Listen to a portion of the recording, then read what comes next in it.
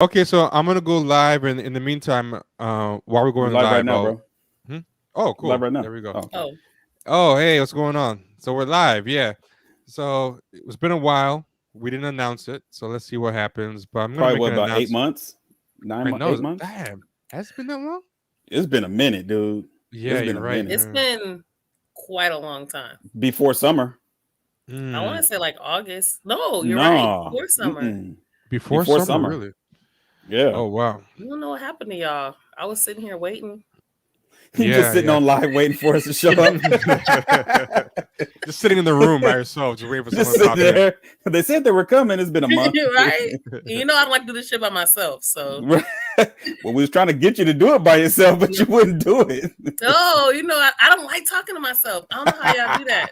T can sit up here and talk to the screen for like an hour. I don't know how he Yeah, could do that. I've done. I did. I think I did it once. I think I did Yeah, it once. I I think you did. tried, and that shit was Yeah. horrible. I felt like I was talking to myself. No, we were supposed to come back, me and James, because we were supposed to do the boxing one when Wilder fought. But the good thing we didn't do that shit because that Oh, was that would have just, been depressing. that's just depressing. Oh yeah, I saw Yeah, that. yeah. He said, "Look at Sly said, guess crypto didn't make y'all millionaires." Nah, we broke as fuck.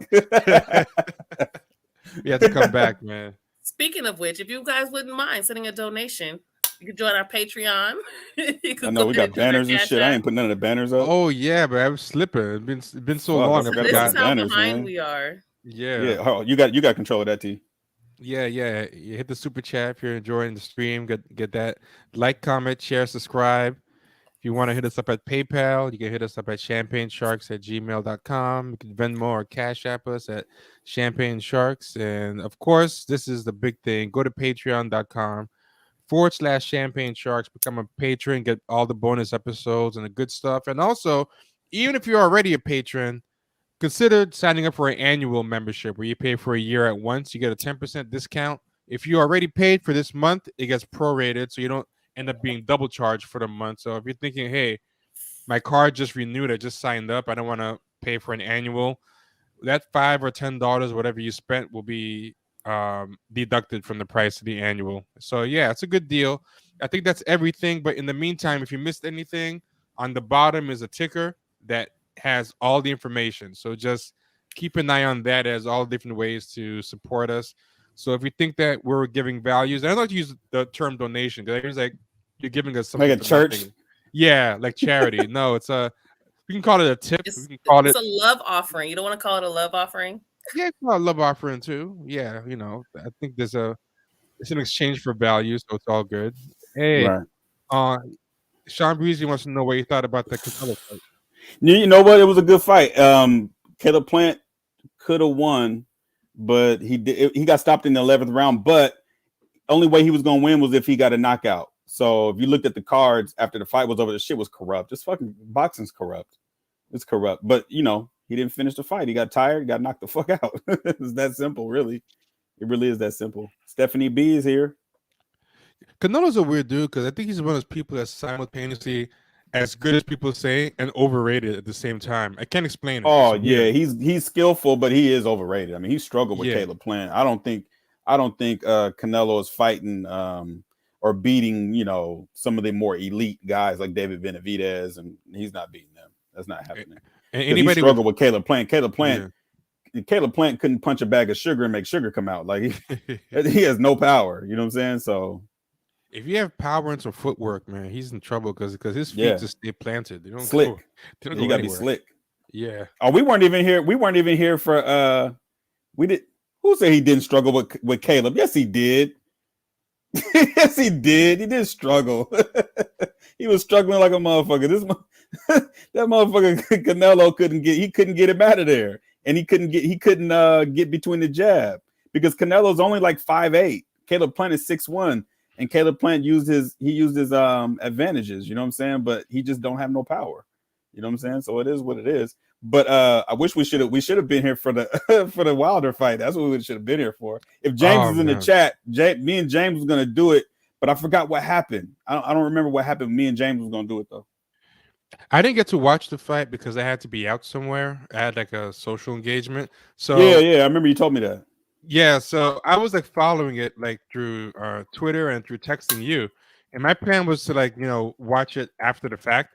But after I saw what happened, I was like, I forget it. I don't I want. mean, it was good. It was good if you like a firefight. You know what I'm saying? They both got knocked Yeah. down and all that kind of stuff. But Wilder, you know what I'm saying, when it really boiled down to it, he relied back on those horrible skills and he got knocked out. He got stopped. I ain't gonna say he got knocked out. He got stopped. You know what I'm saying? So I mean, it's boxing. Yeah, Wilder in general, man. Like people said it, and I was one of the people resisting it. Where they were saying he's gonna have to eventually work on his skills.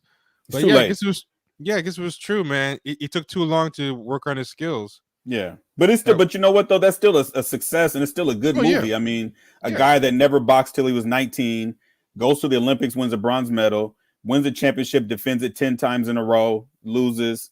You know what I'm saying? He's gonna have some redemption, and he's a millionaire. So I mean, that's a success. That's Rocky. That's fucking Rocky. You know what I'm saying? For any sport, 19 is a late year to start. Hell if you're going pro, but people don't realize is for boxing, that's like boxing and gymnastics are like two sports where people start. You can't do that. Yeah, you can't do it young. No. Even by sports standards. Yeah, so 19 in boxing is crazy. Roddy Richards. I don't watch MMA, but I did hear that Usman won. But I stopped watching MMA. Oof. Back when Pride FC was around, that was almost 20 years ago. So I haven't really watched MMA. My problem with MMA, it feels too barbaric. Like I feel like boxing is barbaric too at its essence, but you can like lie about it to yourself. But some of those things that happens in people's faces in MMA sometimes, man, when you look at their ears, look at their ears. Yeah, their ears, people's ears. Like didn't one guy's ear like he lose the top of it recently or something? Yeah, or he got ripped off. Cut. It was like ripped off, damn near. Like I don't know. I mean, it's a skill. You know what I'm saying? Not everybody can do it. It's a skill. I just don't. I just don't get anything out of watching it. Yeah, same here. Oh, standouts without handouts. I forgot. Yeah. Everybody's in here. All the old people are just waiting in the wings for us to come back. It's nice. All the old heads. Yeah. I don't know nothing about boxing, so I couldn't exactly. Yeah, we're gonna move on. We're gonna move on anyway. Don't worry about it. Tell us what you've been up to, Vito. Well, I ain't really been up to shit. I'm kind of like, I don't know. I guess a lot of projects I'm hoping come to fruition before this year is out, but that's pretty much it. Ain't really that much going on my end. I just don't like doing these things by myself. So y'all be busy. I'm not gonna hop on this shit by myself. I've been seeing a lot of shit though. With this whole, I don't know. I feel like so much shit has just been so extra nowadays. Like I'm even watching The Harder They Fall. Oh yeah, the movie with the cowboy movie. I mean, I guess if you don't take it serious as far as like it being a good quality movie, it's not too bad. Like I mean, it's a Netflix original, so the quality can only be so good. Right. The only Netflix originals that are good are the ones that aren't really original, but from foreign countries, like that Squid Game stuff and some of the British stuff. But the actual American made, like actually made by Netflix stuff, is usually pretty bad. But now Jay-Z is producing this, right? I don't know, but if so, that's strike number one already. Yeah, Jay-Z has something to do with this. See, the things that I like about it aren't necessarily the things that make it a good movie either. Like, I like Regina King. Okay. I like Lakeith Stanfield. I just like them. And I like their characters in the movie, but they're not really helping the movie that much. It's super corny in a lot of ways. I hate when there's a Black movie in a historical era and we fail to really take advantage of the opportunity to like just throw in really dope little historical things you would have never thought of or noticed before. Just cultural things like how were Black people in Texas and during this time when they're building the West, so to speak, how were people actually dressed? What did they actually sound like? Because to me, that I like documentaries and old shit anyway. And one thing I like about old movies is when they clearly do a great job researching the historical perspective on stuff. So if you're gonna give me a period piece of some sort, I just like it to be something that gives me an opportunity to learn something also about the era. White movies do that shit all the fucking time. And then they can't wait to write articles about all these dope historical things you didn't notice in the movie. Well, we got to get the right people to make the movie first. Yeah, mean, right. I'm asking Strike too One much, is right? Netflix. Yeah, Netflix is It's- cheap and rushed, so you know I they're mean, not gonna it's, research you know what anything. Netflix is? Netflix is a step above Amazon. I know y'all know about those Amazon movies I'll be watching. Oh, yes. yeah, but you know what? You know what? Amazon doesn't make those movies though. They just buy those. You No, know they what those just Amazon yeah. movies? Yeah, Amazon. I don't know if y'all remember this, but Blockbuster used to have these hood black movies that you never heard of, and I remember like you would get one or two like real movies, and then you just throw in like one of those like like I remember there was one shot in Long Island, and I was like, oh fuck it, I'll just watch this, and it was like horrible, but there was always these like hood movies, and Oh Amazon yeah, is where those movies live now, like movies you've man. never heard of. Those movies. You know what? It's almost like you reach in the trash. You might find a diamond every blue moon. But majority of the time, the movies are fucking horrible.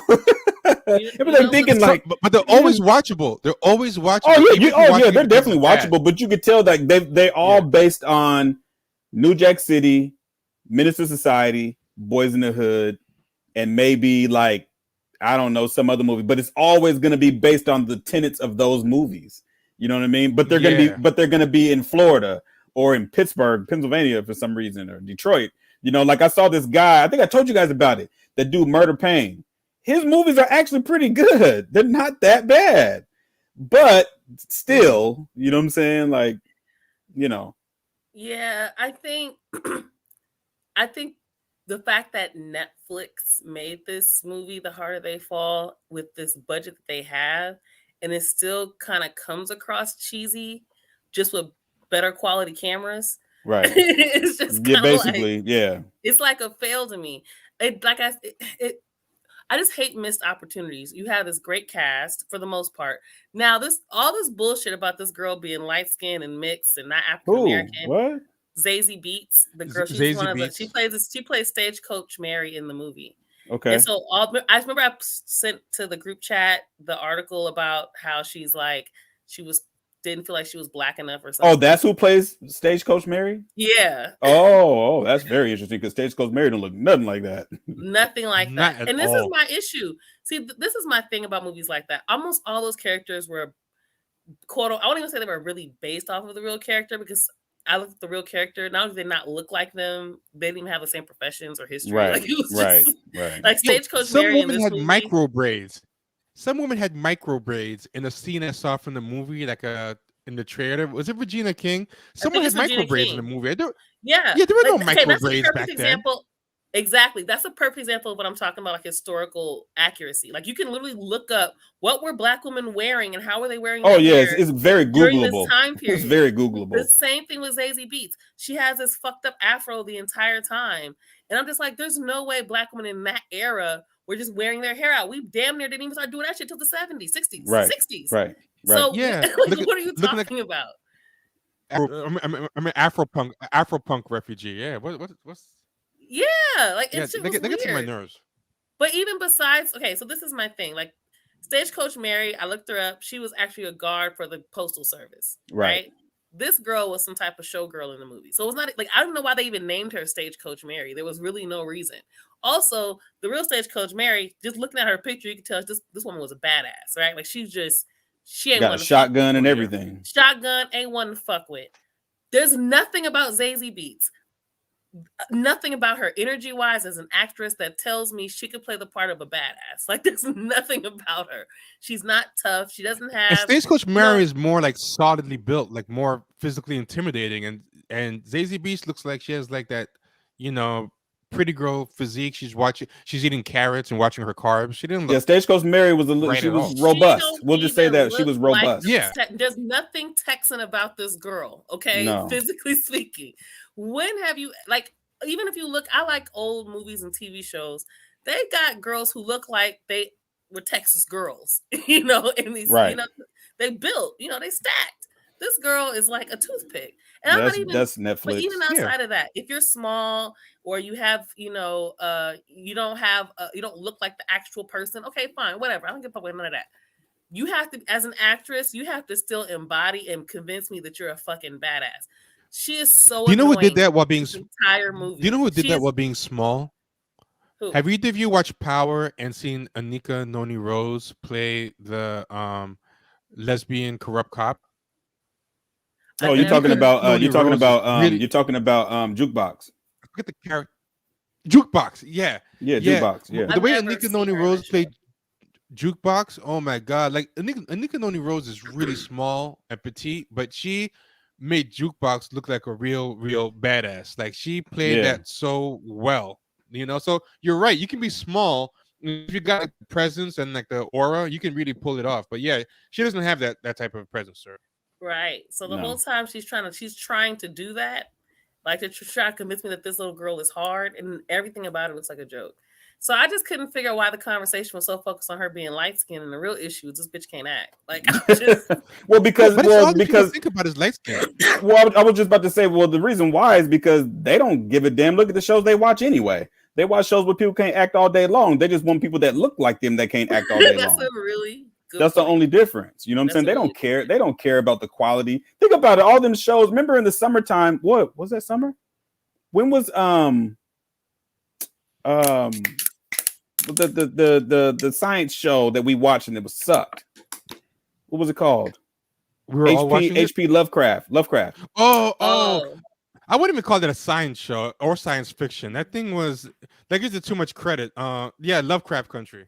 So when Lovecraft came out, that shit wasn't that good. They just wanted it because they felt seen. You know what I'm saying?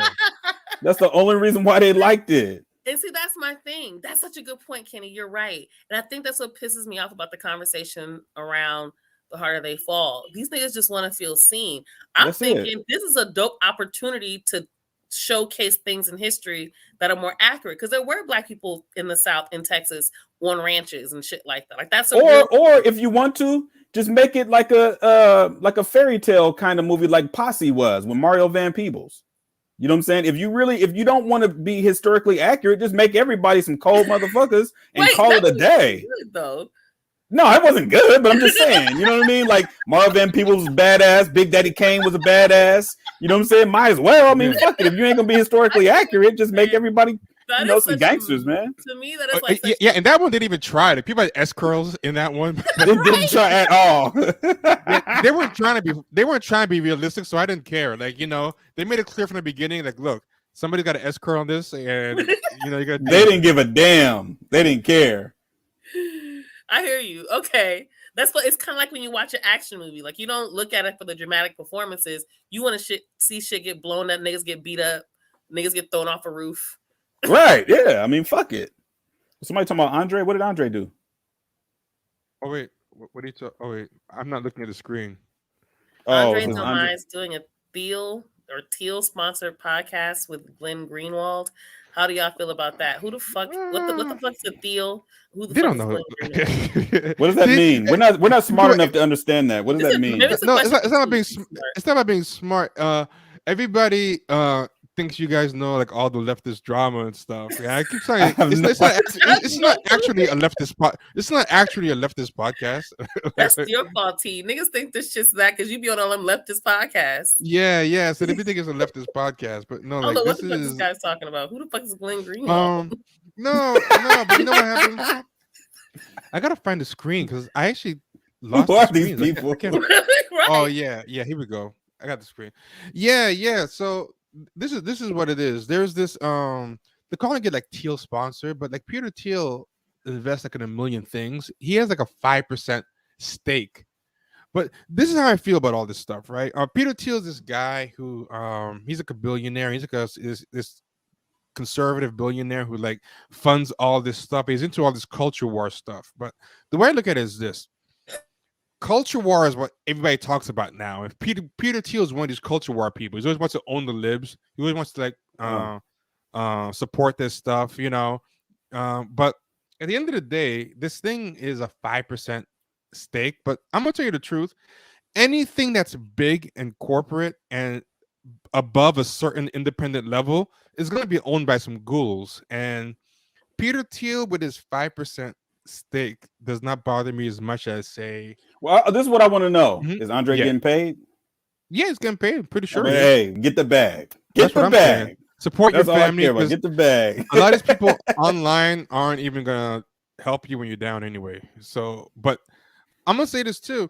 I think Washington Post. Someone working with Washington Post what's the difference? Like that's fully owned by Jeff Bezos, and Jeff Bezos is not out there doing culture war stuff, so no one No. really looks at him. Like Jeff Bezos is not out there saying, "Hey, I'm pro Trump" or "I'm gonna own the libs," or whatever. But that dude is doing the most ghoulish stuff to labor imaginable. Like he's yeah. actually anti-leftist as far as like gutting labor. But I think with the optics and the culture war stuff, when you're doing Tucker Carlson and talking a lot of shit, that's what people notice more. But I'm like, if we're in this world, if I'm supporting Amazon Prime and I'm watching Amazon Prime shows, and these journalists are working for freaking Washington Post, which is fully owned by Jeff Bezos, then I don't know, 5% stake by Peter Thiel, like I don't care. It doesn't bother me. You know what I'm saying? Who? I mean, This is he's my thing. demonic, but what rich person is not demonic? Like, I mean, yeah, they're all demonic. They're all, at the end of the day, whether they claim to be liberal or conservative, they're all going to vote to gut labor. They're all going to vote to cut their own taxes. You know what I mean? Like, yeah. So I don't know. I don't really care. To probable causes point, and this is likely to happen because it happens.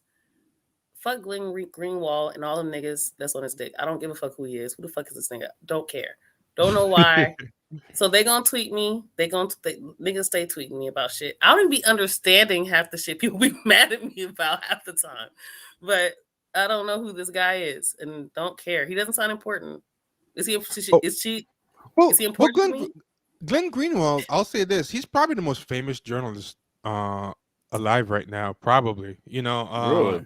Famous living journalist. Yeah. I mean, he's got a big audience. He's got a really big audience. He's a great guy. Don't give a fuck about him. I mean, this is. oh, by the way, I don't want to just roast Red Trek. We should also thank you for the donation. Like, yeah. I mean, that's a great donation. We're not roasting. We just don't know what the fuck's going on. You. I'm not roasting you at all. I just don't know who these people are, and it just cracks me up that T got people thinking that we do. But to the point though, I do want to say this: people always crack me up when they want to pick and choose the shit to be mad about in regards to shit like that, because everybody is sponsored by somebody. Like everybody wants to boycott, Hobby Lobby or Chick-fil-A or Starbucks for their racism and homophobia and all that. But all these niggas is racist and homophobic. Like, I don't know how you're gonna avoid this. Everybody wants to cancel Travis Scott and not buy his Nikes, but they're gonna buy the Colin Kaepernick Nikes.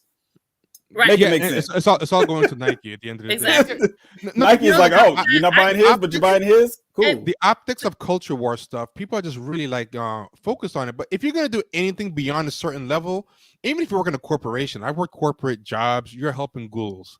That's what you're doing. You're helping a ghoul.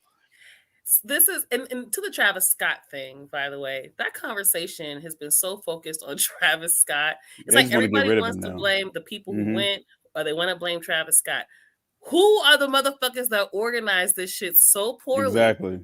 That this shit had no safety concerns whatsoever. If it's an outdoor event, that does not mean we just forego capacity. We have to think about things like that, especially when there's a fucking virus that's going all around the world and now has new variants of the shit, right? Like, it was all types of shit was going through my head. How do you not have medics and security stationed all throughout the audience, throughout the event? The number one issue people had, there was no security or medics that were close to they had to squeeze through all these people to get to these stations. So what actually happened? Did they was it like a mosh pit or something? Like, I don't even really know what happened. No, it was the audience. Yeah, two phases of things happened. First, a bunch of people bum rushed the show. So there's a video of all these people just rushing past the gate and pushing past. So it was already past capacity because of that, because a lot of people just wanted to go see it that bad. And the Hypebeast culture is so crazy because Travis Scott and his concerts and music are like human musical supreme drops. Like, it's the sheer hype of it. Like, that music is not good enough to justify that level of hysteria. It's very middle of the road. I think it's no, he's not Michael Jackson. But I think it's the perfect example of like Hypebeast. It's like Hypebeast culture where it doesn't matter if it's good or not. Everybody likes it and everybody's doing it. So that's what we're doing. But you got to do it now, right? It's the most important thing on earth. doesn't take that many people to get shit started. So even Yeah. if you're just by the gate and this place is that packed, you might not have had no intention of bum rushing no gate at all. You know what I mean? But you're standing there and the people are pushing you. So it's not even like you have that much of a choice. So I'm even careful about shit like that, because the fact is, you know, it's really one of those insanely dangerous situations that to me can be prevented if they had at least considered the fact that this person's that popular. Kids, you know, these concerts haven't been going on. People are trying to come outside. We've seen how big almost every event has been because people have been dying to be outside.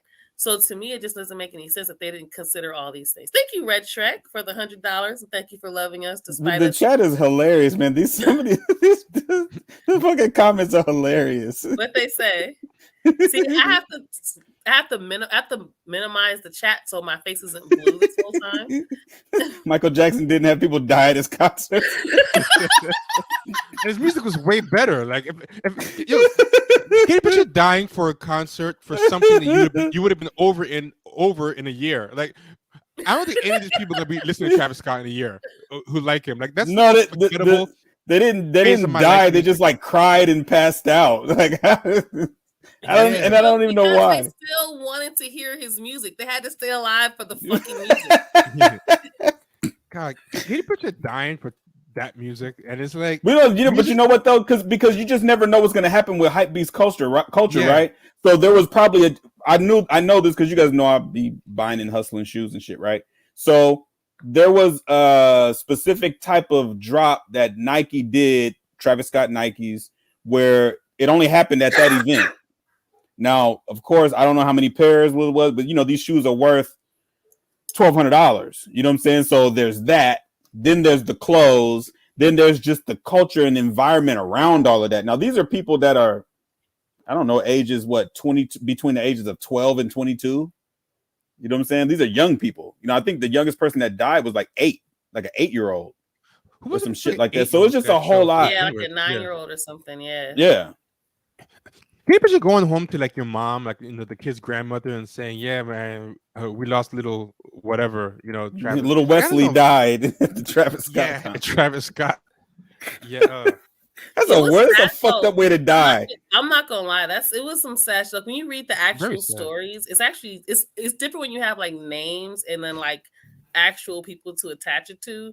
So it was actually pretty sad to read some of those stories, like little kids being trampled and shit. I mean, it's just if I'm gonna die, I'm dying at a Mobb Deep concert. Oh yeah. Shut up, Kenny. If I'm dying, I'm dying at a Mobb Deep or MOP concert. Not anymore, because half the mob's gone. Right. I know it's exactly. I know it's...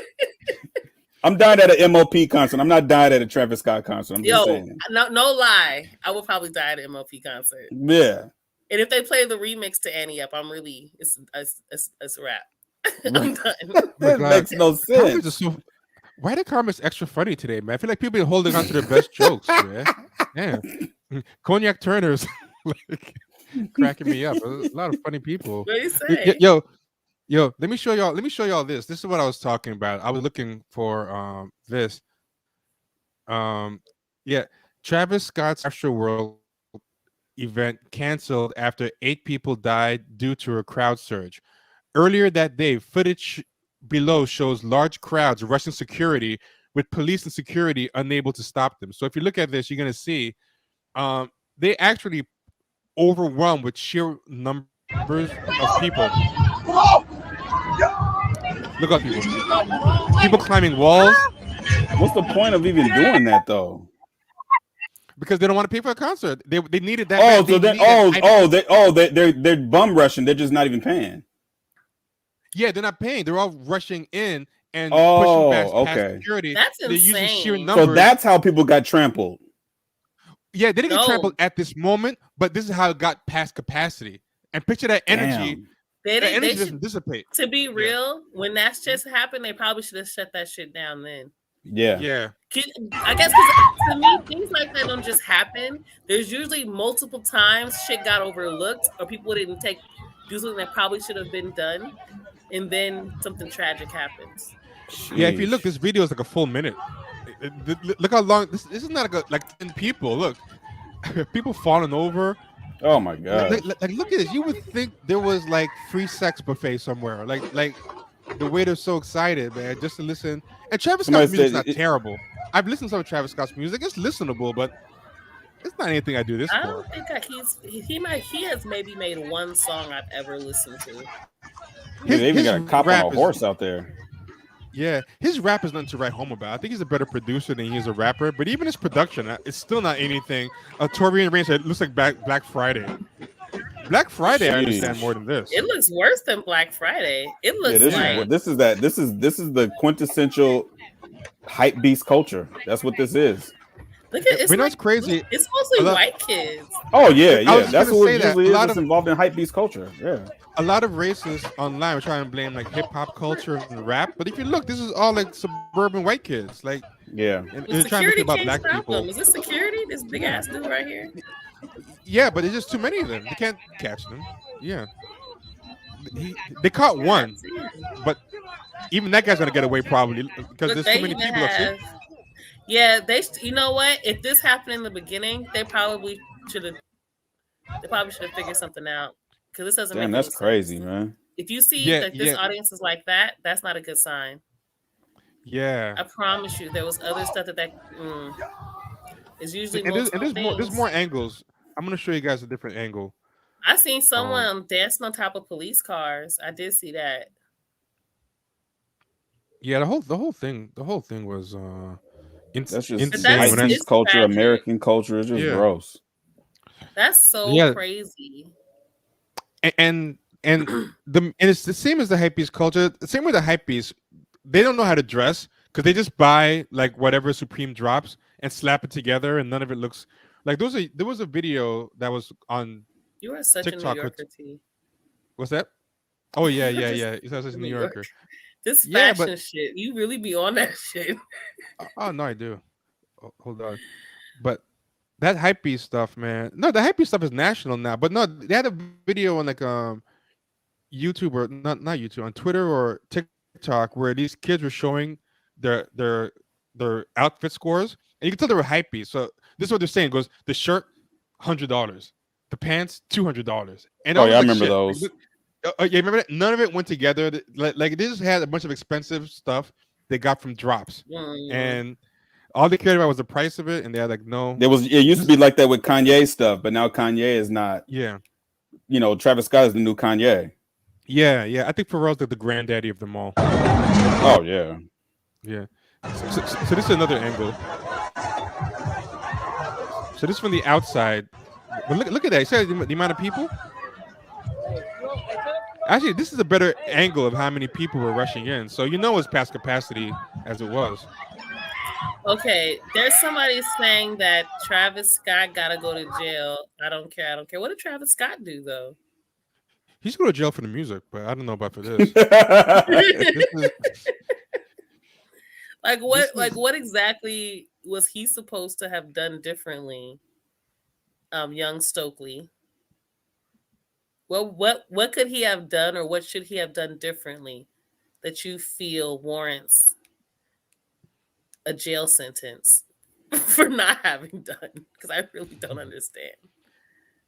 There was nothing Travis Scott could do. Travis Scott has been arrested for this shit before, Vita. What does that mean? What was he arrested for? Probable cause. I don't know what that means.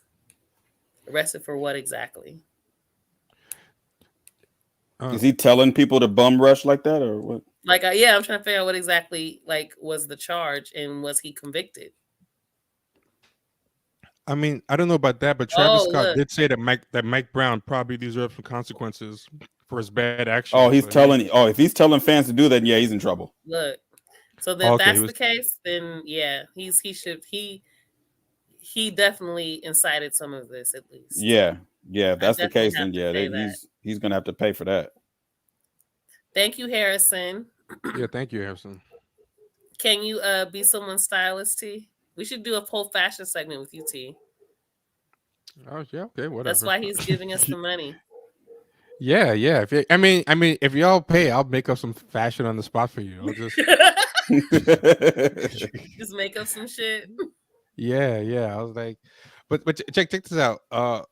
he said this because nothing but these Hypebeast guys, like just like I don't know what it is, but speaking about fashion, this is a good segue. I forgot about Fashion, it. Him and ASAP fashion is the Rocky. most Yeah. Yep. Fashion and Hypebeast culture, fashion in particular. I don't know why it's the most counifying force in the universe. Anybody who's into Okay. Hypebeast stuff, I can tell you why. Yeah, Because please tell those me why. dudes, they people like Travis Scott and ASAP Rocky, they I mean, want access to even white going back to coochie. Pharrell. Remember Pharrell with New Oh yeah, Negro? Pharrell too. Pharrell too. Yeah. Pharrell wants to be the new Russell Simmons. You know what I'm saying? He wants to be. Kanye. Yeah. But this is all what they those do. fashion obsessed rappers, man, they always have coonish quotes. I don't know why. Well, because it gets them closer to white coochie. You know what I'm Yeah. saying? Like that's what they want. And they feel, and for whatever reason, you guys know I always say this. They always do more than what people ask them to do. White people do not ask them to say this shit. Yeah. They do this shit on their own. So they feel like, well, if I say this, white people are gonna like me. And the white girls, remember what ASAP Rocky was saying? Like that was the wildest shit I ever heard in my life. Oh yeah. I think a good chunk of it though is sometimes I think these kind of guys think they're being contrarian. Like, I'm going to go against the grain of Black thought or what the media thinks I'm supposed to say or believe because I'm Black.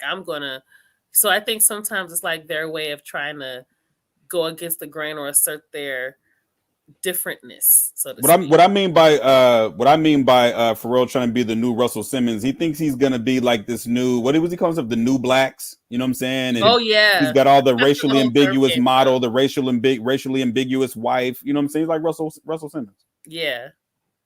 No, I agree with that. But we started talking about this on a podcast over the weekend, and I think it would actually be better to do in the stream. So I'm gonna put it up here. But we were talking about like woke capitalism and how people don't even try to do actual commercials anymore. Like all the big corporations now are competing to sound like bell hooks. It's like the most bizarre thing. Right. And there's a lot of it. Have you seen the ad with Glenn Fittich, the liquor, and they brought out Brittany Packnett? I don't know if you remember Brittany Packnett. Yeah, I remember her. She talked a whole lot of shit about Darren Seals. Yeah, that was Brittany Farrell, who's friends with Brittany Packnett. There's two. Okay, well, the same two fucking people. Fuck. Yeah, but I mean, Brittany Packnett was the one that she was on Twitter talking shit when Mike Brown happened. Yeah, she was talking shit. She was DeRay's homegirl. I mean, they're all cut from the same cloth at the end of the day. But she's that woman from, I forgot her name. The one that the Black Lives, the one that, who's the one that had the Cadillac commercial? I forget who that one is. Tamika Mallory. That's Tamika Mallory. Yeah, Tamika Mallory is doing Cadillac commercials. And then what's her name? Tarana Burke is now doing commercials. Oh yeah, KRS-One. Yeah. I shouldn't say that. That's fucked up. That's fucked up. Yo, I felt bad on the earlier stream one time. He called her. I called her KRS too, and I felt bad. I felt like really guilty. Yeah, that's I was like, fucked up. I shouldn't have said that.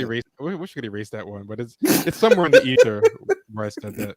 But the and now what's someone else?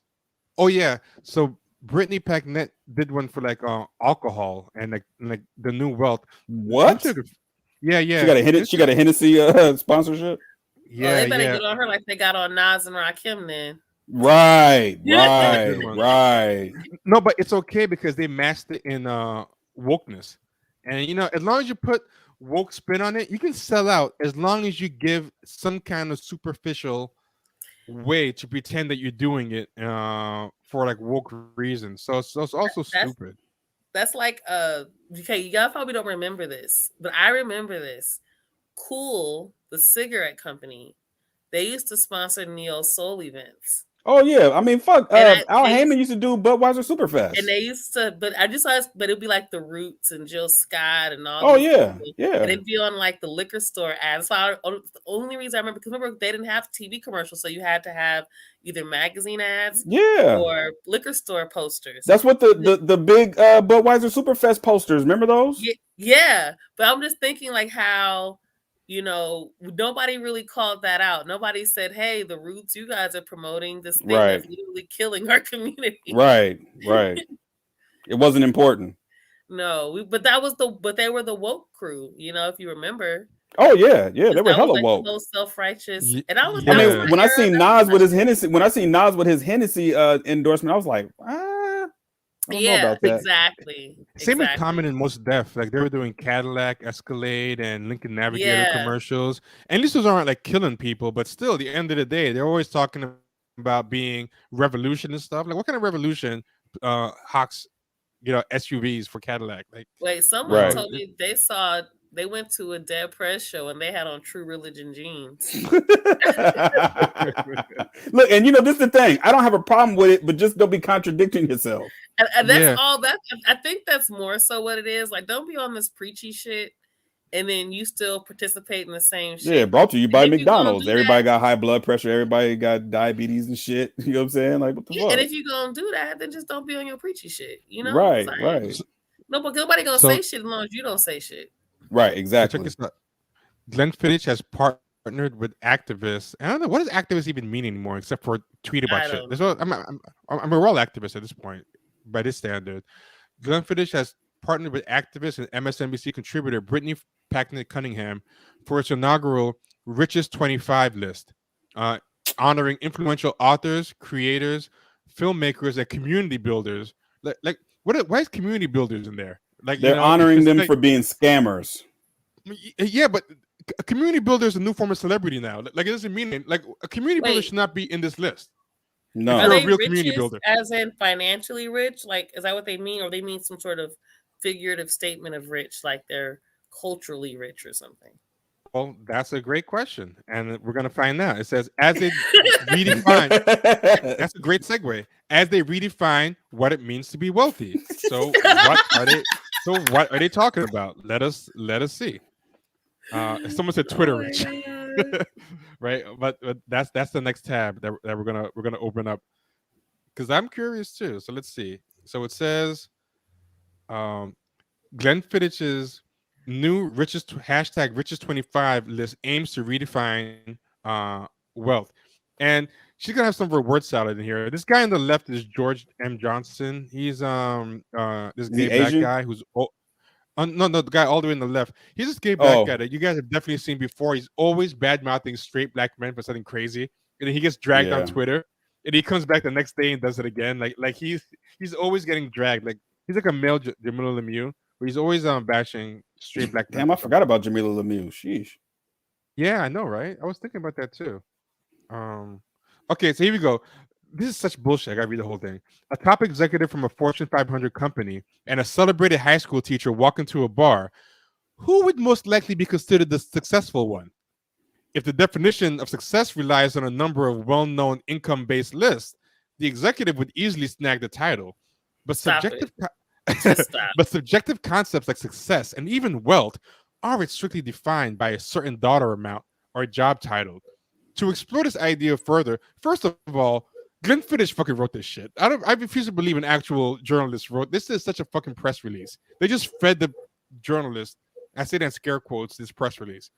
To explore this idea further, whiskey mainstay Glenn Fittich, an agency, If Then Company, recently surveyed 2,000 Americans on their perceptions of success and wealth. First off, that's bullshit, because no random 2,000 people are going to know who Brittany Packnett is. According to the brand, participants privately characterize success by their relationships, well-being, and commitment to their communities, while believing that society-based success on status and material wealth. And this whole spiel to sell liquor. What does anything have to do with liquor? Yo, so the whole survey thing is already like a red flag to me, because whenever they tell you some shit like that, first of all, you don't even know what that means really.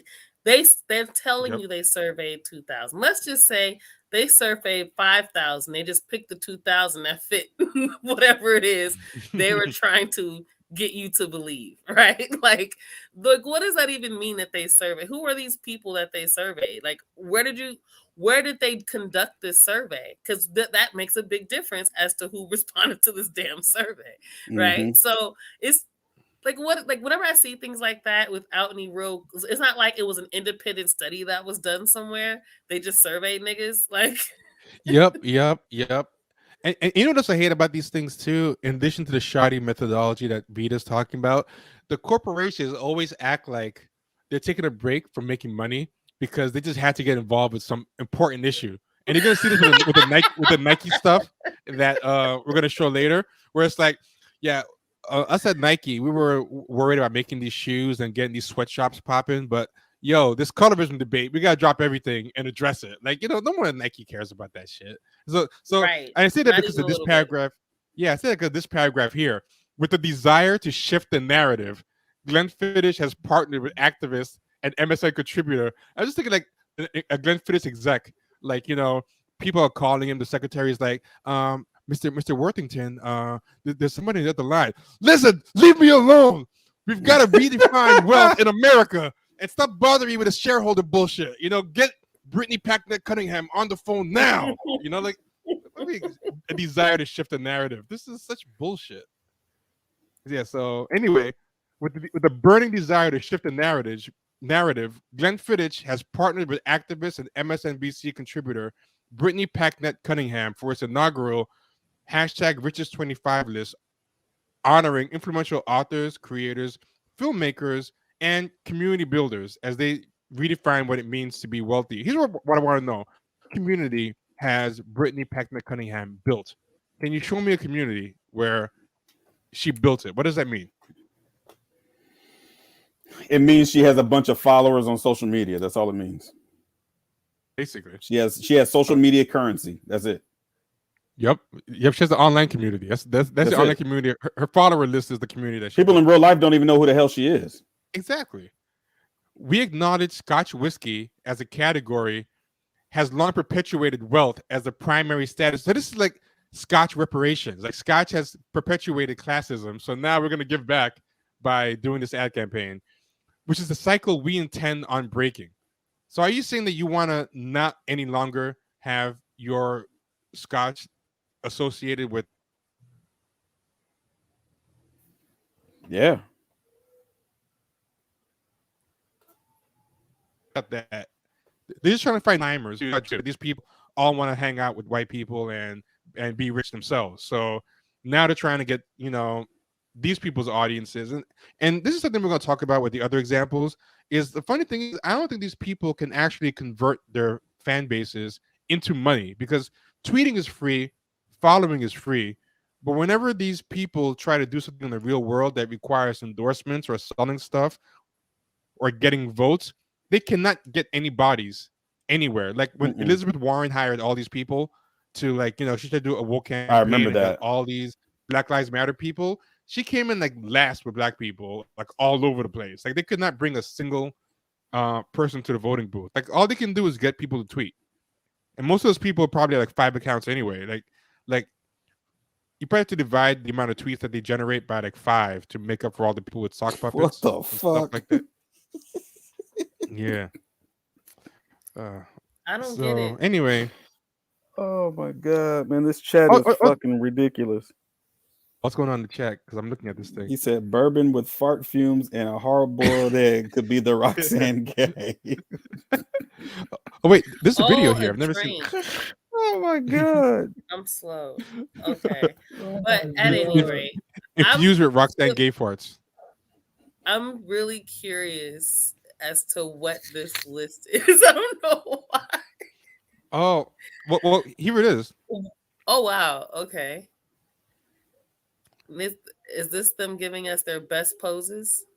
Yeah, I guess so. No, they're telling you what rich means. They're telling you that it has nothing to do with money. So they've even fooled these idiots. Okay, wait a minute. Play this some more. Keep going. You got to keep going. Oh no, that was only 5 seconds and there was no sound. It was a very weird video. We'll play it again. I gotta see this again. I missed it. It wasn't even everybody. It's a weird video. Is the meaning of rich is growing. Discover Glenn Fiddish Richest25. And that was the whole thing. Oh, that's just one of the things. That's one of the 25. Yeah, those motherfuckers aren't rich. That doesn't make any sense. The meaning of rich is growing. How are those things? So what this is what they're trying to say. We're rich in followers and love. Well, this is what they're trying to do. What they're trying to redefine is what wealthy means. And what they're trying to do is convince other people you don't need money to be wealthy. All you need to do is be like them and be an influencer. Has nothing to do with money because they don't have any money. The money that they do have, they got to hide it because we're going to find out they've been scamming, which we already know. We know they've been scamming. So, I mean, that's what they're doing. You know what I mean? So then they put those idiots out there to try to convince other young black people, oh, you don't need any money.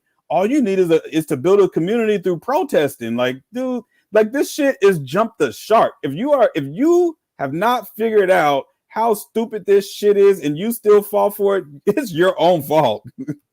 It's your own fault. And you're going to see some old rich white man making all the money behind the scenes like the fucking Wizard of Oz and shit. You know what I'm saying? So, you know, follow at your own risk. Yeah. This shit's Uh, weird. And that's why they're weird, but you know what though? Their target audience is not me, T, and Vita. Their target audience is my daughter. You know what I'm saying? 16, 17-year-olds, 19-year-olds that are going to college, 20-year-olds. They're trying to convince them that not to go into corporate America and make any money because money is bad. No. It's not that, because you're onto something, but not quite right. Like they actually want all the same stuff, but they want to pretend they're doing the other stuff. It's the worst of both worlds. So what they do is, oh no, being a blatant money climber is bad, but it's actually bad to be poor as well, because that's what the establishment wants. They want. You ever notice every time these people get busted for like doing stuff, they always say stuff like, Patrice Cullors did this, where she's like, oh yeah, you know, they want us to die poor in the street. They don't want us to do stuff. So it's like, I'm striking back at the establishment by taking care of myself and my family. And, you know, this is one way to, right. Because they have, what I'm saying, they published all these articles saying like, oh, why do you have to be poor to be an activist? Why do our activists have to struggle? Like, but what I'm saying, so this is what I'm saying. What I'm saying is the kids that they're influencing, they're not showing them how to get no money. They're just keeping them, pumping them up so that these young people keep supporting them so they can keep stealing money. You know what I'm saying? Because the kids will start repeating the same thing they're saying. Oh, why shouldn't Patrice Cullors be able to make any money? You ain't got no fucking money. You know what I'm saying? They're taking money from you, clown. But you know what happens with a lot of those kids? A handful of them are savvy enough to think, if Patrice Cullors makes money doing activism, I want that to happen for her, because if that mechanism, if that arena for activists to make money happens, then in the future, in 10 years, it might be my turn. Like, they need the apparatus to exist so that when it's their turn. That's a whole can of worms, because now you need more black people to die, I guess. It's the same thinking, and I hate to say it, but it is really one of those conversations I've mostly seen black women have to defend other black women. Of course. And to encourage other black women in things like dating. That's another conversation they have, right? Like, why should black women have to settle? You know, black men are poor and uneducated. Why should we have to settle for poor and uneducated black men? We deserve luxury. Black women deserve luxury. We deserve to not have to work. We deserve to. Well, I'm dead serious. I'm sure you've seen it. I've seen it. That's why I'm not on Twitter anymore. You know, I've been booted so many times for debating that shit. But it's basically all that same sort of thinking. And I realized that these are the same crew. It's like the same people writing these same types of articles for these same type of publications, talking about and defending the same other black women. So I find that to be really interesting. But this is the thing that just makes my brain want to bleed. Like, you're defending people that don't give a fuck about you. They are never going to give you $1. They're not going to create anything for you to make any money. And you know what? It is good to have that. You know what? One day it'll be my turn. You know, when I said that when I was 12 years old and I saw Deion Sanders, I said, maybe I'll be Deion Sanders one day. It never happened. Yeah, you know what I'm saying? It's because at the end of the day, they're not even in control of how they make money. There's a rich ass white man. I keep saying this shit. There's a rich ass white man and a rich ass white woman at the bottom of the rainbow handing out gold tickets like Willy Wonka in the fucking chocolate factory, dude. They ain't giving them to everybody. This is worse than Deion Sanders, and you know why? Because like we've all dreamed about that type of stuff, but reality with shit like that hits you hard. Like Oh, you gonna get at a certain age, you kind of realize, okay, I'm not getting picked for the varsity team, or I'm not getting picked for the Division I college. Like that's not gonna happen. I'm gonna have to let that go. But they can keep selling them dreams. They can keep selling them dreams. Yeah, but tweeting, that can go on forever. Like you can tweet forever and think, what, this might be the one that goes viral. I might become an influencer this year. Like there's no real hard line that tells you, you know what? And they all do that. You're right, because they all do that. They all will just keep tweeting and keep tweeting. Like remember, we used to laugh. This is before the podcast, or I don't know if we were doing the podcast. We used to laugh. We were like, this motherfucker has 1 million tweets. Yeah, you know what I'm saying? They would have 1 million tweets, and the engagements will be like 10 likes per tweet. or some of the people be streaming, and I'm not saying that we kill it with like we don't get like 4-digit audience in the streams or anything, but there'll be some people I've seen who've been streaming for like years, and it's like 3 comments, 3 people watched, and a person will be streaming for like hours, and it's like, damn, you had 3 people like the whole streaming career. You know what I mean? And it's like people just keep thinking, you know what, I can just keep going. Sooner or later, it's gonna pop. And with the football stuff, with the basketball stuff, at a certain time, okay, I'm not getting. You ain't gonna make it. But this is the sad thing about it, is that they try to convince black women of this stuff, but every day black women get older and older and older, and eventually you're gonna get replaced with another young black girl. Now you're left out in the dark. No, you're not left out in the dark. You're thrown back in the nigga pile. That's where you get thrown back to. You know what I'm saying? Yep. So now you're right back with us, thrown back in the nigga pile. You don't get the dream they tried to sell you. You never could afford it. You know what I'm saying? It's not even realistic. Like I'm just so sick of half these conversations niggas be having about the shit. Like most black people, like if we're just being honest, most black people are not ballers. Like I don't know where this fantasy at all. And most American, like I say this multiple times on the fucking timeline on Twitter. If you guys follow me on Twitter, what? Not you guys, but I mean the listeners. But like I always say this, we have these stupid fucking conversations about working, not having to work from home. Not having to get a job. Our husband's supposed to be paying all the bills and all this shit. And the reality is most Americans cannot live like that. Like not in a way that's realistic and conducive to the lifestyle that you claim that you want, right? I'm glad Ghost Reporter just said this. You can't, and all these niggas that hop on the time talking about that's what they finna do, and I'll be thinking about that shit too. And I'll be like, okay, bro, do you understand how hard it is to make $100,000 a year by yourself? And you still have to be able to, now mind you, the amount of work and time and energy that takes to get there. Then let's say you get there, the amount of time and work and energy is taking to maintain that, and you still expect your husband to be able to give to feed you emotionally, right? Like that's a lot. It's the fucking the Olivia Pope syndrome. You know what I'm saying? I don't. What's that mean? Olivia Pope from Scandal. I don't remember. Like I haven't seen Scandal like the first or second season. So well, it's the stereotype of the Olivia Pope. You live in this fantasy world where you believe that everybody's gonna put you first while Summer Walker is playing in the background, and money is just gonna fall out the sky, and a knight in shining armor is just gonna show up. It doesn't work like that. And I think what has happened is this has become on social media. It's become a black female issue, but it's a black issue totally, where black people just have this idea that you're going to wake up one day and be Dr. Dre, or you're going to wake up tomorrow and all of a sudden, Denzel is going to knock on the door and want to marry your mom or some shit. Like, nigga, you out of your fucking mind. You're going to get a fucking job. You're going to go to work, or you're going to be broke. You know what? When the pandemic was going on, I was telling people that I know that was really relying on all this money coming out of nowhere. I said, yo, y'all might not believe it, but this shit gonna stop. I said, I'm telling you right now, they cutting all that shit off.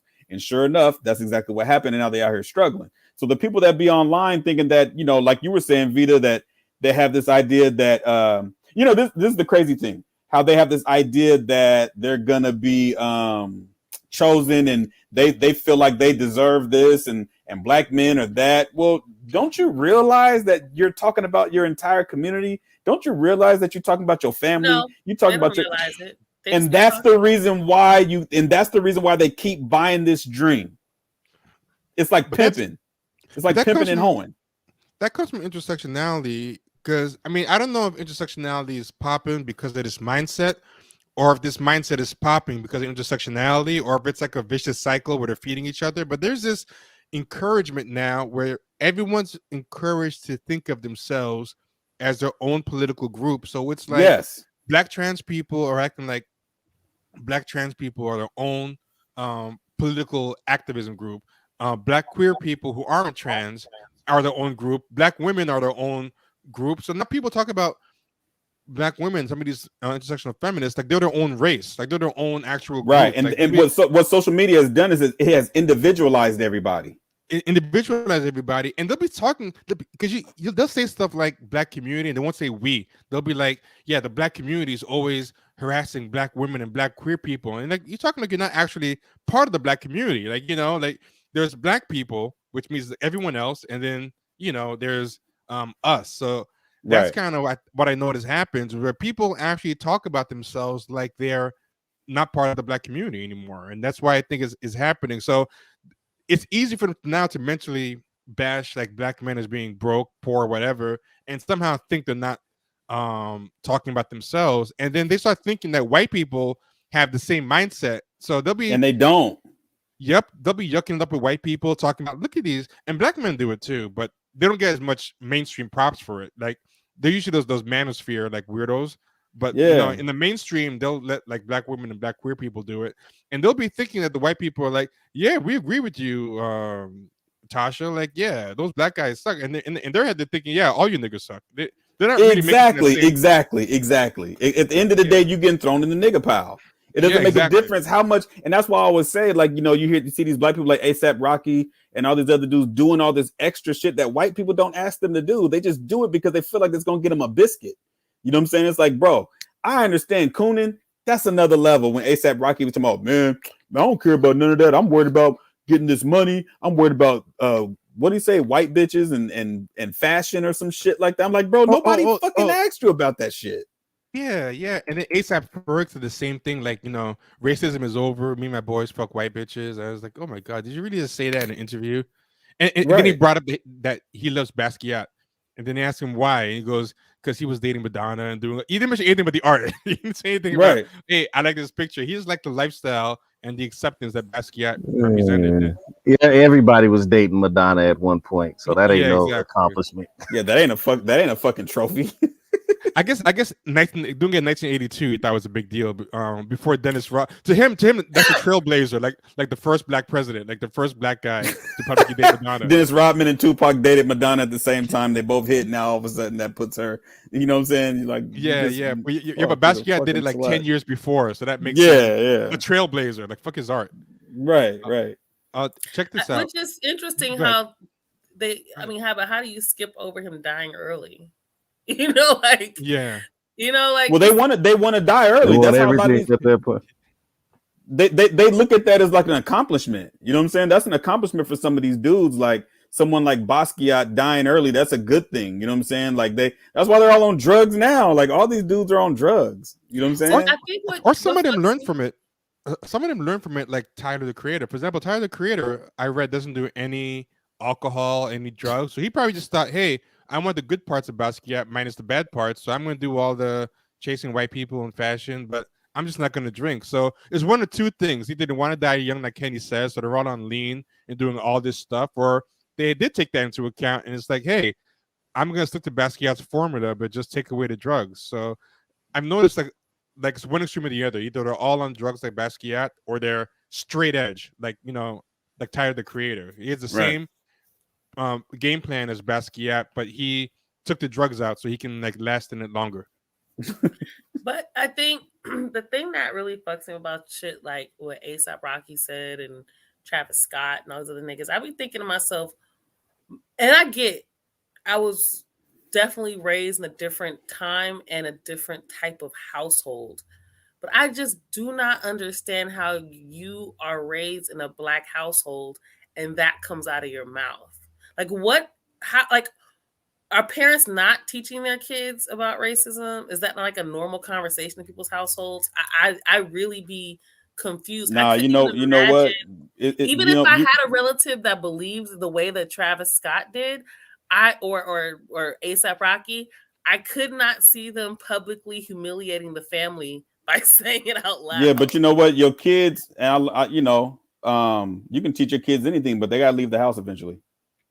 Yeah, but it's not about even teaching them a lesson like, hey, this is this thing to learn. It's, to me, it's the way that you think is a reflection of the environment or what you have access to, the conversations that you've heard. So it's not even just like you purposely, intentionally tried to instill something in your kid, but just to even talk that way at all has to come from a comfort of being able to even get your mind to think that way. Something I noticed from a lot of these people's like origin stories when they share them on Twitter and stuff, but on Clubhouse, people used to talk about this a lot. There was a room, I don't remember if Kenny saw this room, but there was a room where a bunch of like blue checks made a room talking about their mothers. And what's interesting was these were a lot of people who bashed black men all day on Twitter, but then they went into this Clubhouse room. I'm not gonna name any names, but it's like some big journalists, all these blue checks, all these whatever, and they had this giant trauma bonding session about narcissistic mothers and how their mothers treated them bad. And a lot of them said like, "Yeah, my dad was cool, but my mom hated me and everything." Yeah. It was very weird, right? But everything was about like they had dysfunctional families and they compared their families to white families, but you also don't realize that you're seeing the outside of the white family and you're seeing TV. You're not seeing the real life. Because I notice a lot of these people that hate black people, they have a fucked up idea of how great white people are. And they'll say stuff like, yeah. white men never cheat and white men never do this. Like, what are you talking about? Well, most of them don't even know. They don't even know any white people. They just have an idea of what white people are in their own brains. Like, yeah, they don't know I think any Vita white people. retweeted one like last week or so where this woman was saying this crazy stuff about. I think Vita was like, "Do you actually know any white people to say this? It's crazy." No. Yes, so I think the family doesn't actively teach them cooning, but they develop it because they take their personal home trauma and they cope with it by externalizing it to the whole community and telling themselves that it was the community that made my family like this. And if I divorce myself from it, I'm going to, get that white comfort, that white love, because and it's not even a real thing because they're chasing a fantasy. It doesn't even, I think, really exist in white households. It's just on TV shows, Yeah. They think This Is Us is real. What is it with black people thinking that everything somehow in white households is better? Like magically, somehow they don't have drama. Like their wives, the husbands and wives don't fight in white households. Like they really have this June Cleaver, Wally Cleaver, or whatever his nigga name was. Ward Leave It to Beaver. They have this fantasy idea of what white households look like, and I'm just always like, where do y'all get this from? White men divorce their wives too. Like I don't understand. But I mean, you got to think about it. Like if you're a black person, you come from a dysfunctional home, right? You don't even have to know any white people, right? You just know that because they white, they better than you. So all it takes is for you to see one TV show, whether it's 90210, and you see that these people live different from you. That doesn't mean they're better. They just live different. But to you, that's better. You know what I'm saying? Right. Being black also, and being, like we always talk about black people in the suburbs in LA, how they always talk shit about black people in the hood, and they got relatives that live there. Right. And, you know what I'm saying? You've seen some of these people too, like when they do meet or be around white people, they meet them like, they get a good job and they end up in like a corporate workplace. So, because I know this used to happen in college, like there were like a lot of people from the hood that used to go to college. Because I went to Buffalo where they had a big black population at the school, but it was still a mostly white school. But there'd be some black people would be like, "Oh man, like cake stands, this looks great. This is better than like what they're doing in the hood." Like there'd be like one or two people who were actually, they weren't raised in the suburbs or anything. They actually be raised from the hood. There's always one or two every year, I remember, that would just go all in on that shit. They would just be like, I'm gonna hang out with the frat boys, the cake stands, this looks like fun and everything. But you're not getting a real intimate relationship to these white people. You're seeing like the fun stuff they do, and most of that stuff has to do with money. Like they're just having fun or going to like a workplace, and you're working in a place and you hang out with the white people after work, and you go to like some hipster bar and you see all these cool things. I think they have a very superficial idea of what whiteness is like from college, the and just because it's different, they think it's better. Yeah. Yeah, And you and know, just because they're only seeing one part of it, like with black people, they're seeing the outside and the inside. With white Yeah. people, Right. they're just seeing the The white superficial man's stuff. ice is colder. right. Yep. Exactly. Also, I think people have this idea that because you fit this sort of American ideal, you know, two-parent home, picket fence, that must be ideal otherwise. And I can tell you, as a person who has worked in these white folks' homes for many years as a nanny, I can tell you, should be dysfunctional as fuck. You see some of the most horrific shit. This is why I don't have this fantasy idea of being a homemaker. Like somehow it's this beautiful life where all your entire life is just centered around, you know, taking care of your family and everybody else is, you know, your husband gets to go off to work and you come home and he comes home to this hot meal and your kids are. The reason why I don't have that fantasy because I know that also comes with other stuff. You know, it doesn't always just because you have those things in place on its own does not mean it's going to be enough. I've seen There's even motherfuckers a term. get mad at their wife and Mhm. cut off all access to all the money, credit Yeah. cards, bank cards, all that shit, and left the fucking state. Right? I've There's even literally a term for witnessed this that. shit happen. The What'd gilded you say? cage. They said there's even a term for that. They used to call that the gilded cage because gilded means like it's like covered in like gold and stuff. So they used to say the housewife was in a gilded cage. She was uh in a cage made of gold. You know what I mean? Mhm. So she's in the cage, but because it's made out of gold, she doesn't want to leave it Right. because she feels like she's rich. Yeah, if you And Google guess what ended gilded up cage, that's happening? exactly in in what's this that. particular household, that you know, one of the that actually happened a few times, but this particular household, later on, the dude ends up leaving her. She didn't finish college because I even asked her one day. I said, "What did you want to be when you were a kid?" She said, "I just wanted to be a wife and a mother." She literally told me this. Mind you, Mm. both her parents worked, so she wasn't coming from that type of household. So this is some fantasy she had in her head of what the ideal situation would look like. Well, her husband ended up being a cokehead and was beating her, Damn. right? And she had nothing. She had to steal basically like money and lie to him about money and save money secretly so she could leave his ass, you know? And people think that shit's not real. You don't, just because you have these little things in place is not automatically by default mean this is a better, healthier household. Oh, Robbie just said it. I was just about to say it too. Extreme example is Cops. Yes, I was just Yes. about to say Oh it yeah. too. Exactly. So that's exactly it. So I think sometimes people just got to get out of that fantasy idea and focus on the Whoo, shit that Stephanie B. actually Whoo, hoo, hoo, matters. hoo. That's this right here. On Look, that's ain't nothing but the truth. It's facts. White men really do hate white women. Dead ass. Yeah. And it's some wild shit, which is why I don't understand why these same black women will overly fantasize these white women's lives, because they literally created a whole movement because they were mad at their men. So I don't see how you have this fantasy idea that everything else was all great in the white See, families, in the white but they're households. mad at their men in a different way, and these black feminists don't realize it. Like they're mad at, like Dave Chappelle said. I hate to repeat a cliche, but he said like, they're both in on the crime. They're just mad at their cut of the Yeah. payday. But at the end of the day, they're just negotiating for to have a bigger slice of the pie, but they still want to keep the pie together. They're never dumb enough to think, hey, we can just get our own pie and separate totally from whatever.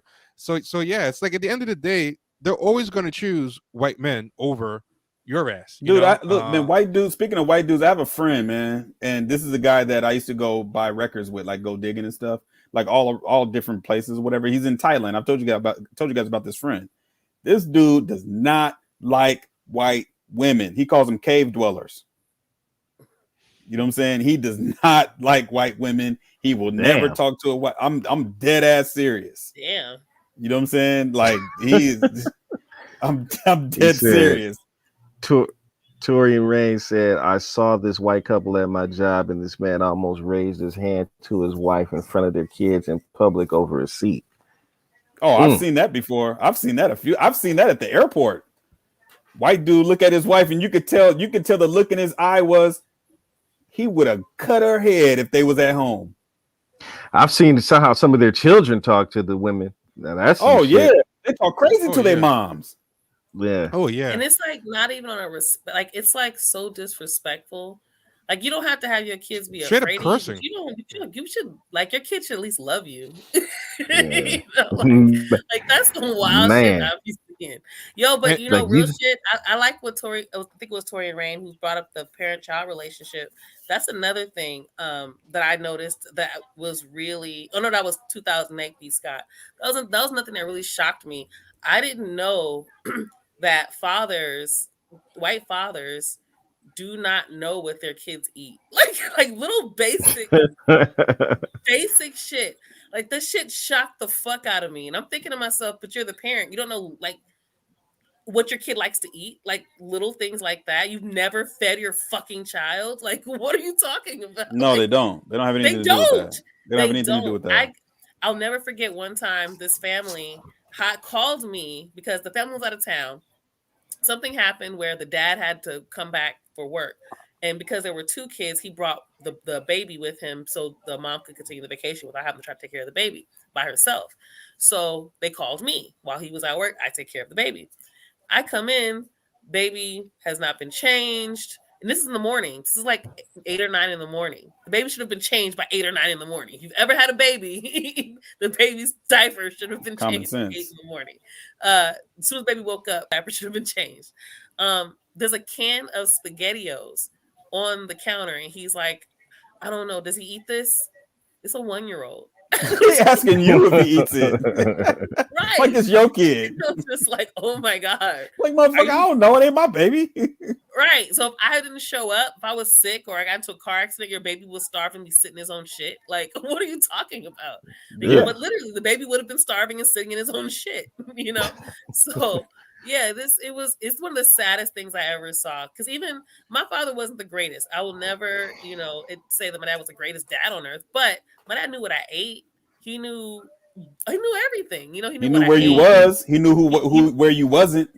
He knew where I was, where I wasn't. He always had, it was just, he knew basic things about taking care of a kid. Right. That's his, Yeah. There's mess. there's only a few paragraphs left in this. It's very short. I just want to read it real quick because it's almost done, but it gets really bad. So the next section is finding the right partner. For this initiative, the brand tapped Cunningham, who has been an active voice in the social justice space for years. So for people who just tuned in, earlier the article says Glenn Fittich was just really worried that people weren't valuing the right things in life and were too concerned with money, and they just dropped everything they were doing and said, we got to get on this, guys. So they dropped all the board meetings, and they tapped Cunningham and said, Cunningham, what can we do? So they tapped her, apparently, which is bullshit, because an ad agency just came to them. Read that and sentence said, again. Read Okay. that sentence again, T. For this initiative, the brand tapped Cunningham, who has been an active voice in the social justice space for years. What does 'Cause they that just need- fucking mean? I have no idea. An active voice in the social justice space. She tweets They a lot. tweet? That's what it means. It means she tweets a lot. That's all that means. And here's what she says. This is such nutty stuff. One of the things that's so beautiful about a list like this is it is generally diverse, Cunningham told Adweek. There are folks from all kinds of backgrounds on there, but there were also people who were representing so many industries, so many different approaches to life, people who often get locked out of lists. And everything for these people is attention. Like, attention is food. Attention is oxygen for these people. Like, I guess that's wealth. Wealth is attention. We're talking about what's an alternative. It's currency. Actually, it's currency. Yeah, it's currency. They Like, get so, locked out of lists. Locked out. yeah, that's real oppression. Your oppression is getting locked out of lists. Like, people used to get locked out of like hospitals and childcare and fucking like Job good schooling. opportunities. Now they're getting Yeah. locked out of lists. That's your social justice. We You're have to locked get out black of the people. attention that you deserve. Yeah, exactly. That's the new oppression. The oppression of no attention. That's what Right. these You people are coulda- fighting against. You didn't mention me when you retweeted my sub. You know what I mean? That's what they do. Oh, but that's what they be doing. Oh, you need to give so and so credit. That was their tweet. Like, Just about to motherfucker. say Yeah. that, Kenny. You sorry son of a bitch. What the I hell? was just about to say that one, Kenny. That's their favorite one. Tarana Brooks' whole career came out of that. People say she invented Me Too, and it wasn't true. Like, what happened is, like 10 years before, Tarana Burke had like this hashtag that went nowhere. So he did like Me Too or Time's Up. I think it was my Time's Up. And then during Yeah, I the remember the recent Times Up one.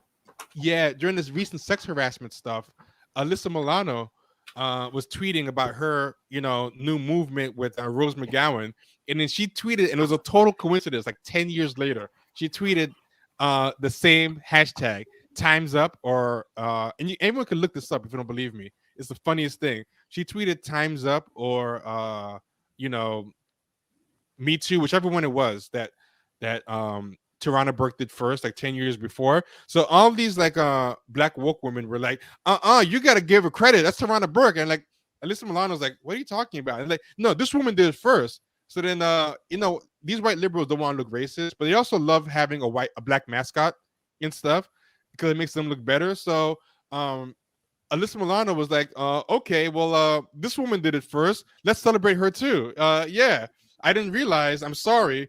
And then Tarana Burke was like, yeah, thanks for giving me credit. And then suddenly she became the creator of Me Too. But it was a totally different, unrelated thing with a different topic. And they just they victim bullied Alyssa Milano into getting in line. Yeah, but Alyssa Milano and them still probably got most of the money. Like they gave her attention. She's a scammer too. She's a scammer. Yeah, like what Tarana Burke probably got was really most of the attention and just a pittance of the money. Alyssa Milano and them, she's already famous. She doesn't care about giving this chick attention. But I'm sure she came away with most of the real money and power. But it's so funny that crowd still touts Tarana Burke. Like she actually created this movement that all these rich white women jumped on, and really they just let her on as like, it's like Kenny said how a lot of these people get treated like your little brother who's annoying you when you're playing a video game. So they shut him up. You just give him an unplugged controller and like, hey, just play. You're playing with me. It's fine. And the kids on the couch. Right. That's what they did with Tarana Burke. They just gave her an unplugged controller and said, "Yeah, you're the founder of Me Too. Yeah, whatever." But yeah, she didn't sign that shit. That's so fucked up. Yeah. That's what they did to her. Yes, well, yeah. So people often get locked out of lists and don't get retweeted. That's the activism they're doing. Cunningham, who rarely partners with brands. If she rarely partners with brands, it's only because they rarely approach her. I do not believe she turns down anything. Also applauds Glenn Fittich for commissioning the study. That it is not a study. You just like Vita said, you survey like 5,000 people and pick the 2,000 answers you like. And using its platform for such an unexpected substantive initiative. Like, what is substantive about it? Like, what did they change? And she goes, here you have a legendary brand that realized they have been part and parcel of the conversation of traditional views of wealth. She says, I love that they take this idea so seriously. And instead of just throwing up flashy ads, they basically said, how can we build a bigger table? No, they didn't, girl. What? No, they did not. So I'm sorry. Yeah. It's just a bunch of nonsense. Thank you, Ezekiel. We appreciate the not donation, the contribution. Also, what's the name is here? The Exposing the Manosphere. Oh, shout out to Expose the Manosphere. Oh, nice, man. How you doing? Also, I don't know if it's supposed to blow up his. Yeah. He should do a live with us one day with me and you. We did a pod with him, but I think something happened. What happened? Oh no! All the pods went up. They were very. Okay. We did a pod with us, but we should do a live. Yeah, we never did a live with him. Yeah, because I be watching this. I love his little. I still watch this shit. I get little alerts, and I be little alerts. Yeah, and you know, I put somebody onto that. So I have a friend of mine that has no idea about any of this stuff, right? And I was telling her about the Exposing Manosphere channel, and she was watching. She was like, "This shit can't be real." I'm like, "I'm telling you, this shit is real. Like, I'm not making this up." It's my all-time favorite was because it's so ridiculous. Yeah. And you know what's so wild? And I see this a lot on Twitter. These guys that keep calling themselves alphas, but don't realize how insecure they look. Like they're no alpha call himself an alpha. Right. Exactly. If that's even really a thing, right? But like these people really be calling themselves alpha because they put women in their place, which really just makes me feel like you're insecure because a guy who's actually secure doesn't have to put anyone anywhere. Right. You just be. You're respected because you're you. But They all This think one that is they're alphas now. this check out this one. This one is pretty bad too. But first I gotta get this off the screen. Okay, cool. I'm gonna try to read through this one really fast because this one has so much bullshit in it that if we try to like stop at every piece of bullshit in it, the stream will never end. It's just incredible. Essence did a whole story on Britney. First off, interesting about Essence that's weird about them. Look how the screen is formatted. Like, what is with these black blogs and stuff? And I think Essence is white owned now. Why are they like so buggy and formatted like those 2002 Yeah. Bossip type things? Like, Yeah. Because it's look at all this literally white just- space on the top. It's just really It's weird, and it's literally It's the like a same- badly written MLA format paper. They use yes, the same cheap bullshit. That's all. yeah. Even when white people buy them, they just throw like a pit Nigga, into the who budget. did this? I have no idea. Kenny was Mario did that shit. Did what? Did what? What happened? Look at your But- name. But why T got to be T-Bone? Like Corey what's his name? What's his name? Scammer of New Jersey? Cory Booker. You're Cripfoot. And I gotta be Cripfoot, but T is T-Bone. Like I don't like that. Kenny Cripfoot. but Or you get Big Star Loc. I mean, I don't dislike it though. yeah, it works. I just looked up and I said, "Wait, where did that come from?" Mario. This thing is It's buggy. It's like BSO, bro. Just buggy. yeah. Yeah, You know what? I'm gonna Carson? take it off the What that screen because it mean, looks Delano? horrible. I'm just gonna read it because there's no point putting the visual. It looks horrible. All right. What comes to mind when you hear the word rich? For Brittany Packnett Cunningham, the definition looks very different than most others. Now, first thing you notice is the same language as the other one. That's what I'm saying, that these so-called journalists, they just get press releases from these people and they just cut and paste the press release because so much of this language is exactly the same as the Adweek one. Wait a minute. Yep. Is Brittany redefining it, or did that survey redefine it? I'm confused. I thought they surveyed people and asked them how they defined wealth. Well, I think what they said was they surveyed people because Glenn Fiddish just in their spare time just loves to do studies and just try to figure out what social inequities they can cure. And then the survey told them, and then they got alarmed and dropped what they were doing to address this problem. And then they've tapped Brittany Cunningham, who I guess already thinks the same way. So they're like, who's someone who thinks about this stuff about how to redefine wealth? And someone said, I heard Brittany Packnett Cunningham is doing important work on this on Twitter. And it's like, Jeeves, get her now. Get her in the office right now. And so yeah, so I think it's both. I think the survey said it, but Brittany Packnett Cunningham was a thought leader on this topic, and they had to get her in the headquarters to get on top of this. So yeah, that's just crazy. And the award-winning, I love that she's award-winning. I don't know the protesties. She won the protesties in 2020. She's an award-winning activist. And she says it's time for everyone else to shift how they define it as well. Again, no idea what this has to do with either activism or liquor, but moving on. Wealth, Packnett Cunningham begins. We're conditioned to think it's dollars when it's really personal connection. This is what they think. They always trying to read. Yeah. Others think it's followers, but deep down, we know its purpose. The world chases accolades, but courage resides in those who do not. Although she generally tends, again, notice the same language. Although she generally tends to stay away from corporate deals, Cunningham Packnett decided a partnership she was presented aligned perfectly with her belief system. So she couldn't turn it down. So see what I was saying?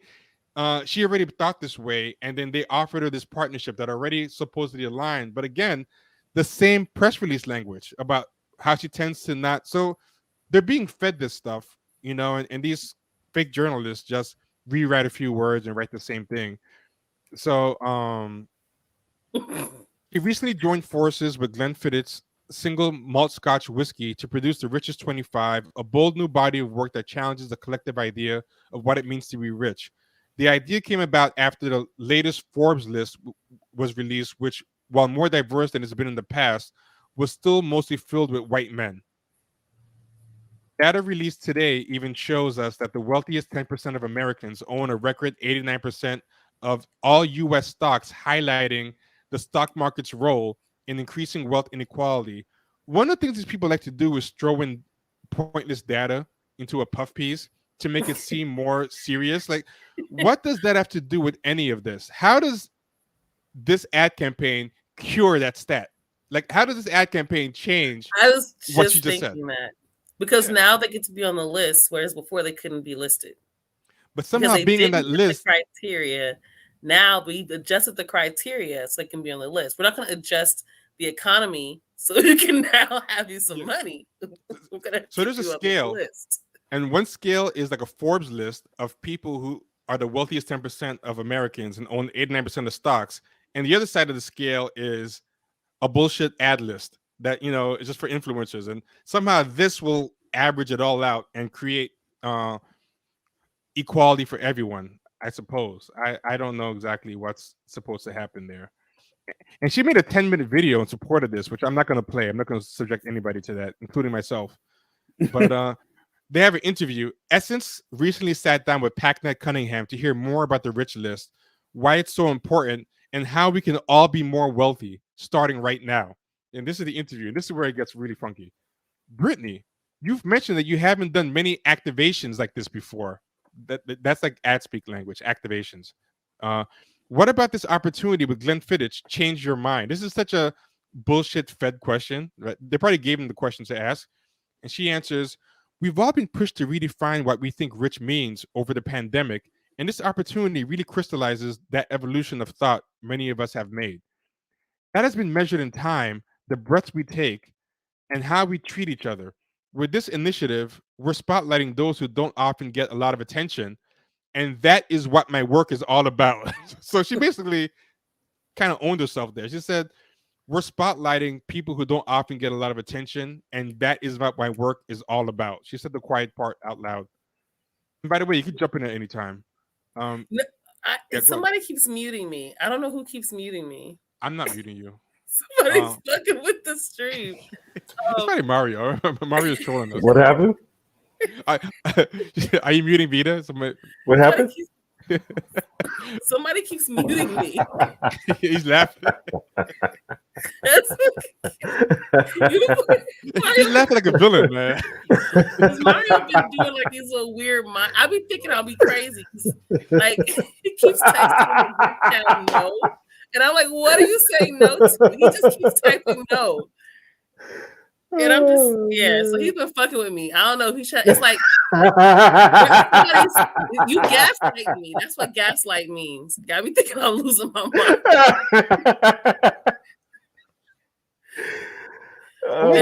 Vita's being attacked by the YouTube Phantom. You know, the Mario Phantom.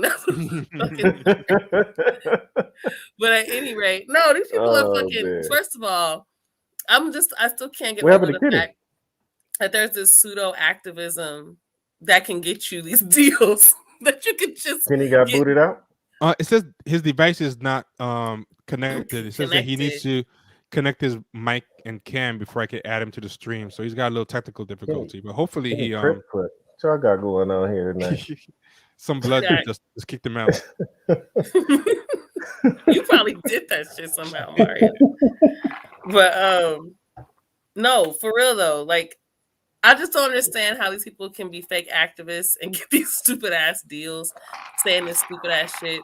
Like they're helping solve all these issues by getting niggas on lists. I just don't. And it's all word salad. It makes no sense. And none of this makes any sense. And they're basically being honest. Like we always think that we're discovering something when we say like these people like attention more than food, but then they go ahead and say it. So it's like all this shit that we think that we have cracked the code on, like they'll come out like a week later and just straight up say it out loud, you know, like yeah, we're all doing this for attention. That's all my work is about. And I'm gonna beat Mario's ass.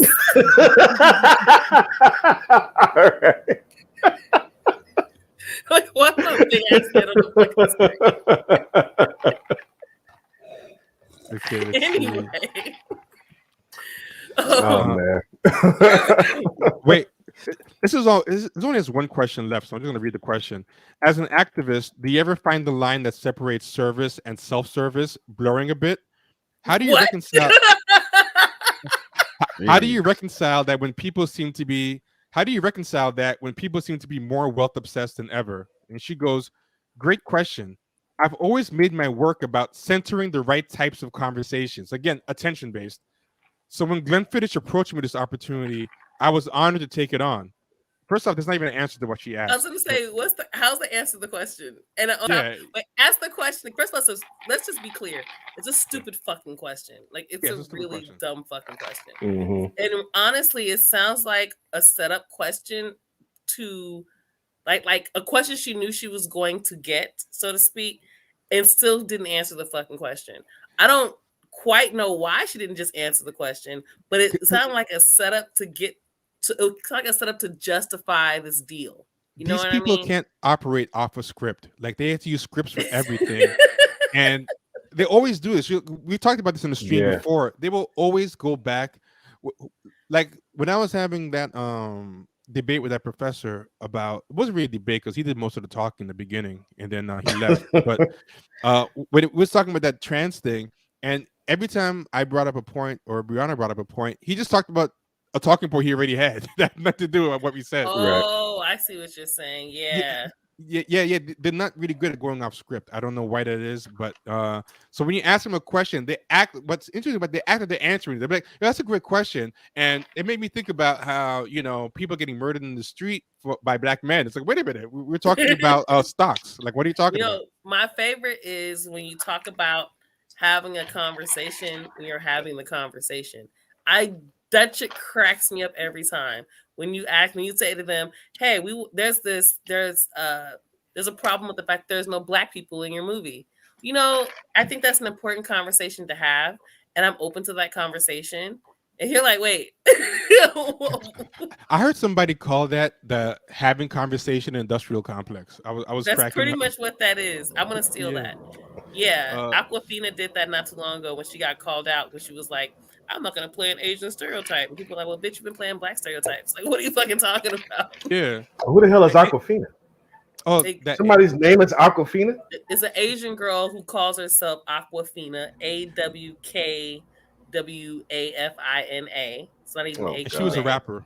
Yeah, she was a rapper. This wasn't very good.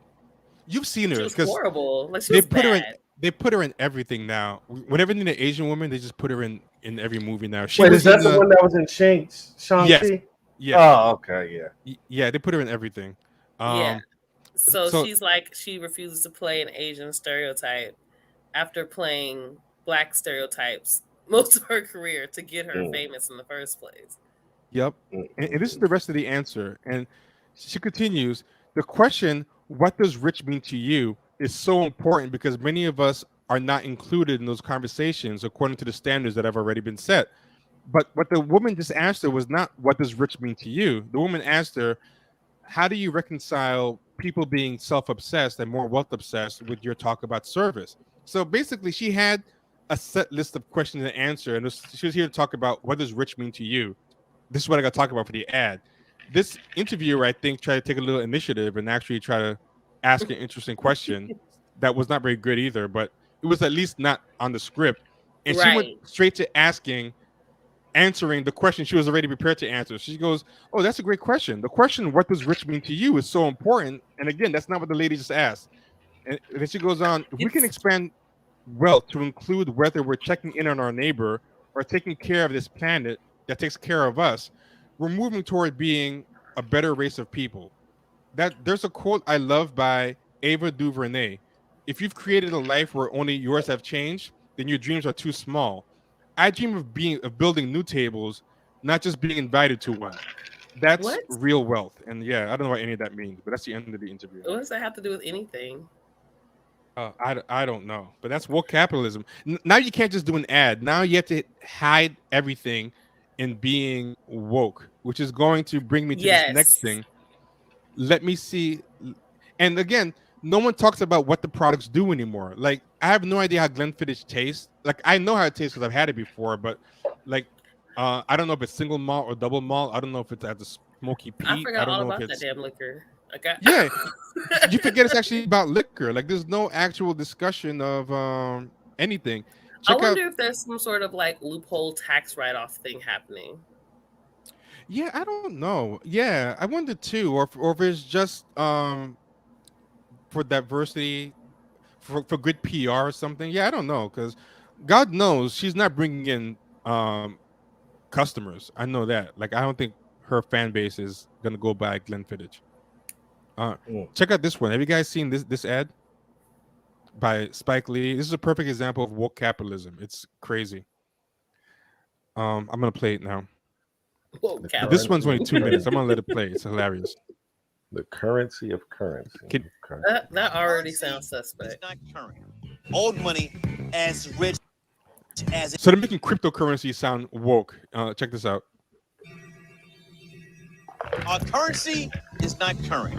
First off, have you guys ever seen the play or the movie The Music Man? And Simpsons made a joke version called The Monorail, where the guy comes Yeah. in scamming. Why is he dressed like the Music Man / Just Monorail? like Like, the- he's just coming in looking like a scammer. Lord. Our currency is not current. Old money, as rich as it looks, is flat out broke. Don't believe me? I got the receipts. We call it green, but it's only white. Where's the women, the black folks, and the people of color?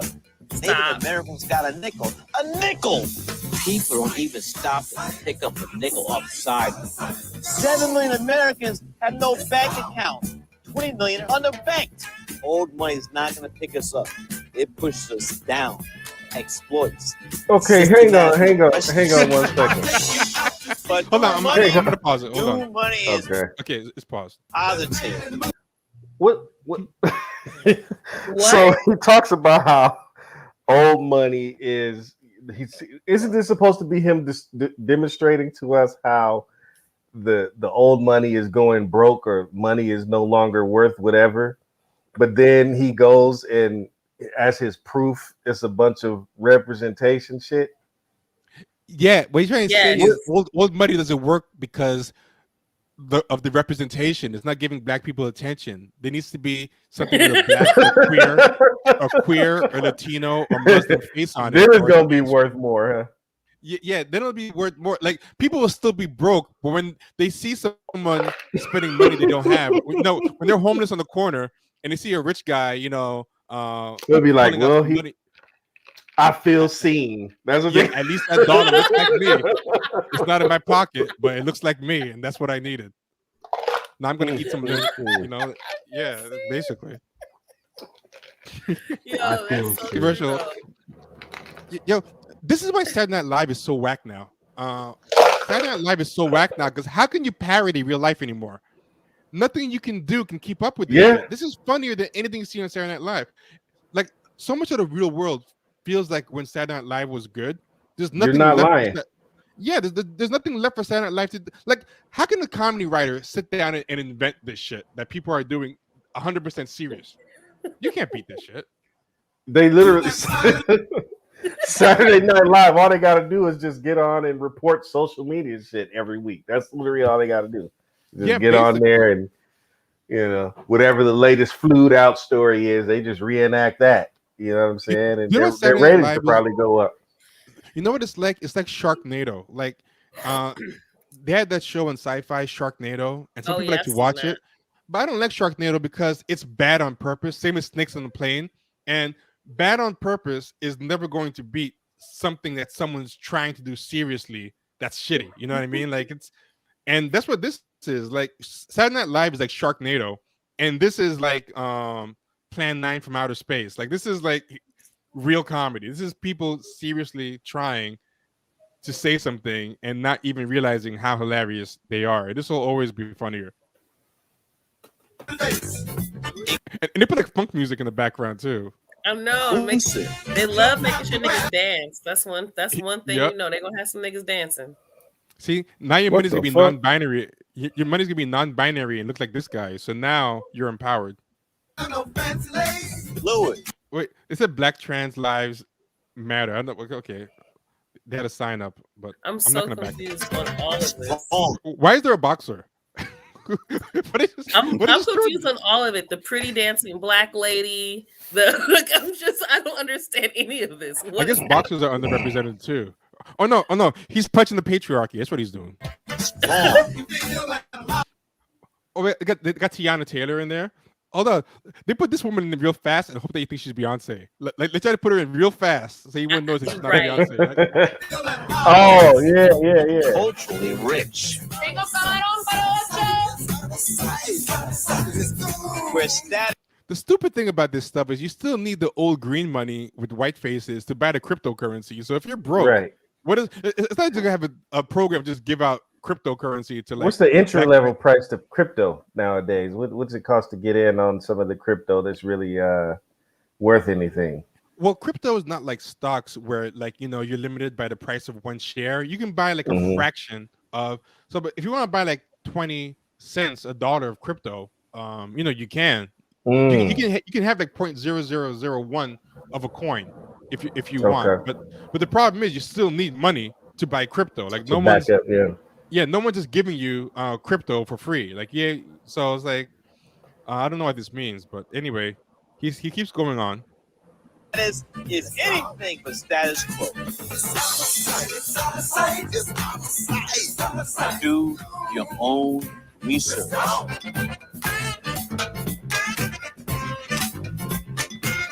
And they put the natural hair in there too. So I don't know. Yeah. The digital rebellion. Rebellion and revolution means nothing anymore. Like those are two words that just don't mean anything. Hold on, T, because I just able to get back now. What is this a commercial for? Oh man. No, but like no, what is the product though? What's the product? No. I gotta start Cripfoot is back. Only 1 minute passed. I'm gonna start it over. It's worth it. I'm just gonna start it over. Kenny Cripfoot. Took Mario. Old money, as rich as it looks, is flat out broke. Don't believe me? I got the receipts. They call it green, but it's only white. Where's the women, the black folks, and the people of color? Native Americans got a nickel. A nickel! People don't even stop and pick up a nickel upside. 7 million Americans have no bank account. 20 million are underbanked. Old money is not going to pick us up. It pushes us down, exploits, systematically oppresses us. But new money is positive, inclusive, fluid, strong, culturally rich. Where Kenny's face is killing me. status is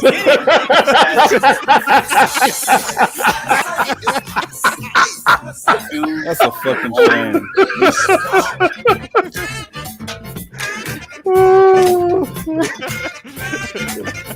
the digital rebellion is here. Old money is out. New money is in.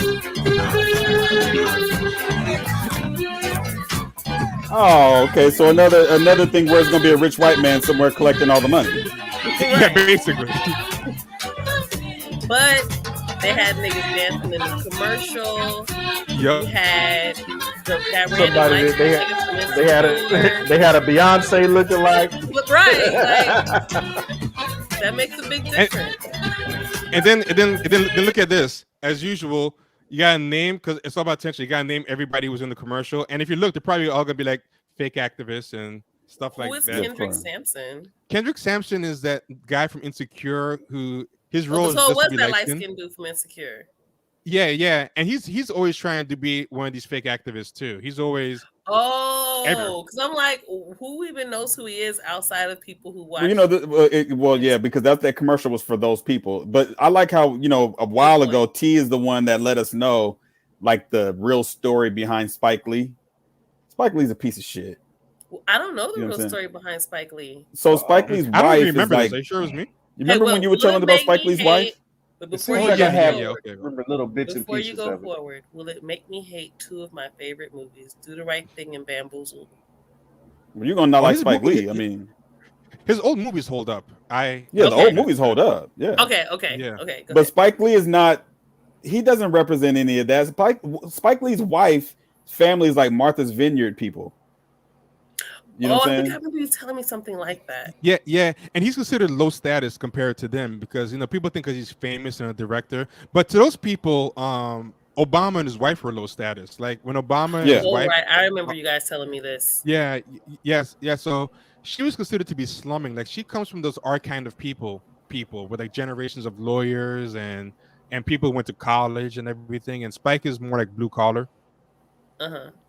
So I think a similar thing happened with Michael Jordan, where like Michael Jordan was like the most famous, richest basketball player at the time, but Juanita Jordan, from what I understand, comes from that Black Social Registry crowd. So from what I understand, like she actually gave him a certain amount of credibility and status, And I think now he just doesn't care about that stuff anymore. So he just like got with that Latina woman, but at the time he kind of wanted entry into that world. Spike Lee did something similar where um her family was like, "Oh, you can do better," Whereas most people would think, "Oh, he's the famous director." She'd be happy that she was with him. Yeah, so I remember Yeah. what you're talking about now. Yeah, I mean, but Spike Lee's a piece of garbage. You know what I mean? Because he hangs out with Michael Jordan. I've heard stories about those dudes. So it's like, at the end of the day, he's selling something that's going to make somebody white rich. You know what I'm saying? What is that no different than a fucking rush card? I mean, anybody tell you that cash is going to disappear is a fucking clown. You know what I'm saying? You don't hear no white people saying that shit. And what's funny is that this is what I always find funny. I remember Nipsey was he was doing an interview. This is like in 2012. He was doing an interview and he was talking about cryptocurrency. So people that's in the know of that shit, they already got it. It's already gone. Uh-huh. By the time they get it to you broke motherfuckers, it ain't worth shit. The thing with Nipsey talked about it too. Nipsey talked about it as in, hey, this is a good way to make some money. This is a good, investment. He didn't try to say, hey, this is gonna empower Black trans and indigenous and all this bullshit. Like he didn't woke wash it. That's the thing that bothers me. But the thing is, these people will hate Nipsey types, right? Well, yeah. But what makes him different? At least Nipsey's honest, Yeah. But it just goes to show you that people that's in the know in those circles, in entertainment, things like that, they knew about crypto and stuff long time ago when it was really worth something to where you could really get money. Everybody else was not ready for that. We weren't prepared for that. You know what I'm saying? Right. So now it's like they want to try to sell it to you. It's almost like trying to sell you a shoe that's already came out 9 times. Like, why are you trying to sell me this pair of Jordans that's came out 9 times? Yeah. Mm-hmm. When Nipsey was talking about it, it was actually ahead of the curve because that's when almost everybody thought it was a scam. And if you got into it when Nipsey told you about it, you would have a lot of dough now. These people, like everything else in their lives, are hopping on the bandwagon now that it's gotten so So it's like, getting it now it's like trying to buy it's like trying to buy Apple stock now. Or Nike stock. But those like fake Hotep type people online that try to be investors, they always tell you stuff like that. Buy one stock of Apple and you'll get rich. If you bought Apple in 1990, don't buy Jordan. Stop buying Gucci belts and buy one stock of Apple. Yeah. If you bought one stock of Apple back in 1980, you'd be a millionaire now. And it's like, okay, but it's not 1980 anymore. So most people say that shit. They know nothing about money or anything. It's like when I would be on the bus when I was a kid, right? And it was always some old Black nigga on the bus trying to tell you how to get money. And I could never figure out how come this nigga ain't never got no money. He want to tell you all you got to do is learn real estate and get you some property. That's always the solution. Why ain't you do it, bro? All you got to do is go get you some property. And I'll be thinking to myself, nigga, why are you on the bus with me then? Like, I'm so confused on how you got all the keys to wealth. And you've been on the same bus with me riding down Vermont Avenue for the past I don't know how many years, and you're telling me the same shit. Or sitting up on Twitter with the rest of us, just tweeting about the character of the day. Like, you should be balling now. What are you doing on here tweeting at your desk like the rest of us? Exactly. Or they'll tweet some nonsense about how Bill Gates and them they don't wear J's or drive fancy cars. Bill Gates ain't on Twitter either. He don't tweet all day. Yeah, Bill Gates and Jeff Bezos, they've never owned a pair of Jordans. They've never owned a Benz. They've always drove a Pinto and had shoes with holes in them. Yeah. They would never ride in a private jet. That would never happen. This motherfucker Elon Musk just built a fucking spaceship and took his ass to the moon or some shit recently. Like, what are you talking about? Somebody said that about that guy from Facebook, right? Mark Zuckerberg. Yep. Someone said that about Mark Zuckerberg once. Like, niggas want to go buy expensive belts and everything. Mark Zuckerberg just wears a t-shirt, and someone pulled up, like a tech reporter pulled up what his stuff costs, and his t-shirts are like $200. The pants are like $500. They just don't look like shit. You know, like, but it's like Wow. $1,000 pieces of clothing. I tried to explain that to people, like, and I think I even tweeted some shit like that. Like, y'all be saying this shit, like, about poor people be buying expensive clothes, but I promise you, it's not poor people who are spending their rent money to look like a hobo in cashmere. Like, I promise you. Like, I literally seen this girl in a sweater that was super unnecessarily big and long and had holes in it, and the shit was almost $2,000.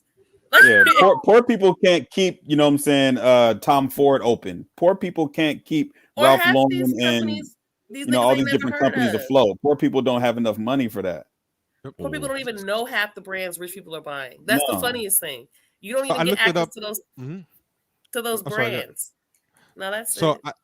I looked it up, and Mark Zuckerberg's t-shirts cost $300, and he gets them from a place called Brunello Cucinelli, which I've never even heard of. Like the regular, like us folk don't even know the dumb shit these people buy. Like they're buying $200 socks and shit, and you're there because it's not flashy. You're thinking these people are being frugal and shopping at Costco and shit. He's getting Costco underwear in these people's mind. Like, get the fuck out of here. These people live in existence you can't even fathom. Look at this shit. I'm about to show y'all some shit right now to shut all these niggas up. They just be talking. Don't know what the fuck they be talking about. You need to tell Todd Billionaire that, T. Look at this. I'm going to show y'all this. I'm trying to get it to where you can't see the price yet. Hold on. I'm going to just show y'all this nice little jacket here. And I want you guys to guess how much you think this jacket costs. Now, as soon as I remember how to share on this shit. Okay, here we go. Share screen. Tab. I think I could do it. Hopefully this doesn't mess up the thing. Can y'all see it? Yeah. All right. Yeah. Good grief. Look at these prices. I was trying to do it different so y'all can see something. But look at this shit. $36,000. Right. Lord. $36,000. Look at this shit.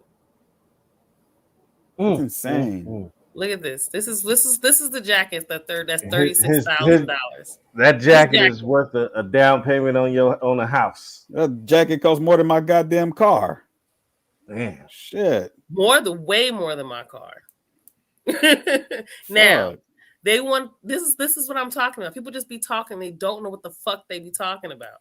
This is just, let's go to kids' clothes. Let's see what these rich kids is wearing.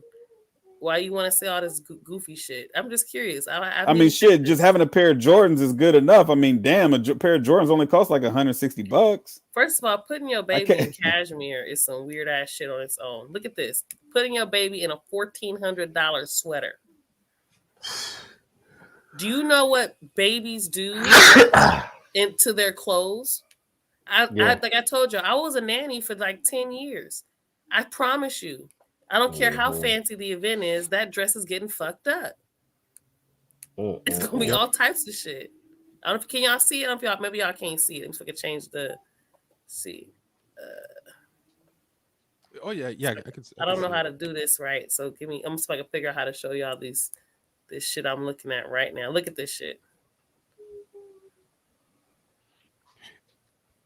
This is a $1,400 dress. Can y'all see it?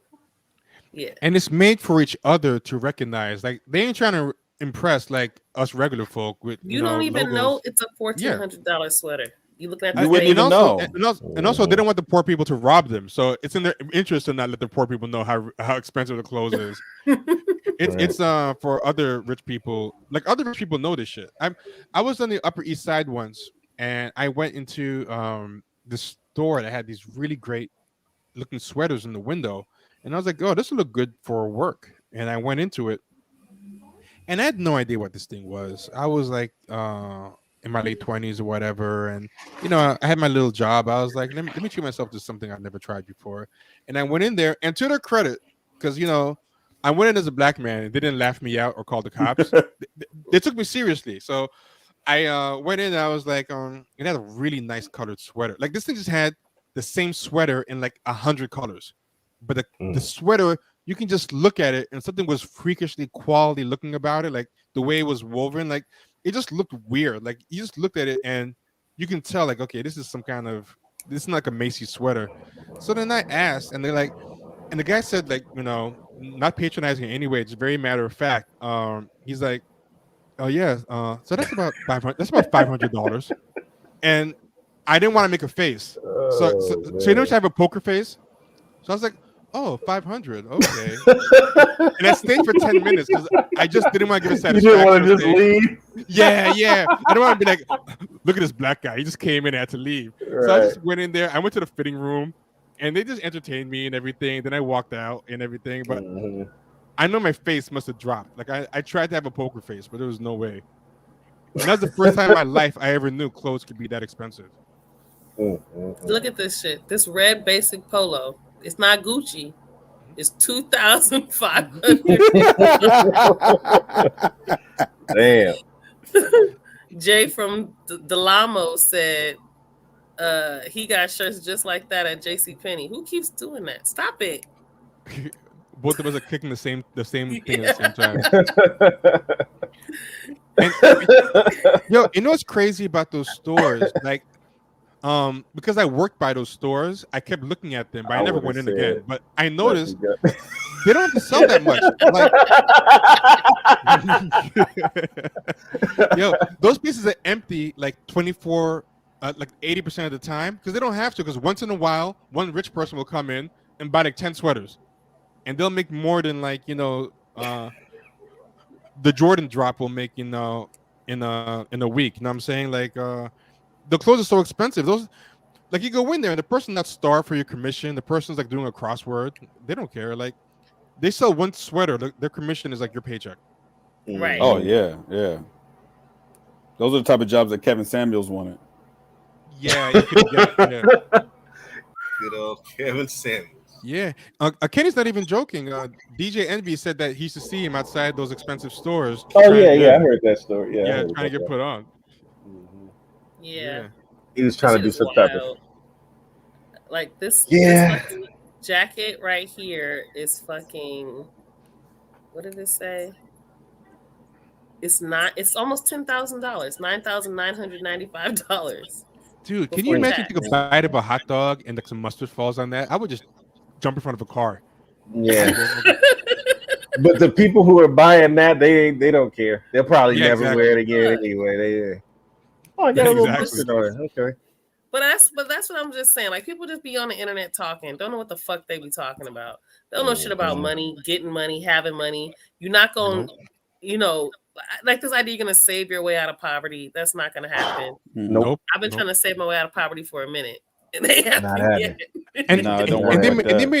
And they made some kind of study. I think Jamel Bowie tweeted this study where they surveyed a bunch of people, and they found out that for the amount of money you make, like relative to the money you make, black people are actually some of the biggest savers that there are. Yeah. Black people save in proportion to what they make, actually more than a lot of rich white people. They just don't make a lot of money. Right.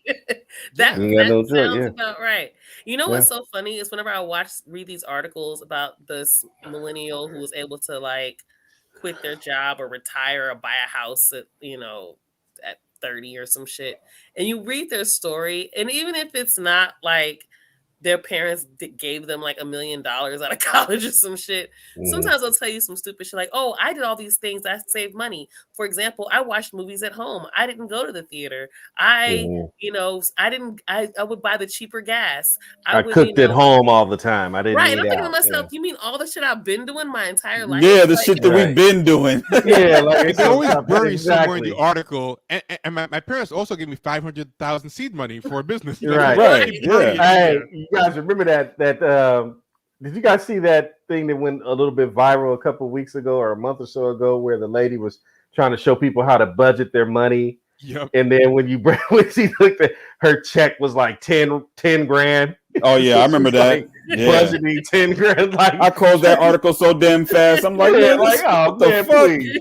Shoot. Your check is 10 G's. There's Come one on of them now. like every month. There was one about this couple, how they saved money and paid off the student loans and bought a house by 25. And the whole article had stuff about packing brown bag lunches, doing all this stuff, and then threw in at the end. And the parents gave him $250,000 for a wedding. Yeah. And that one went viral Right. too.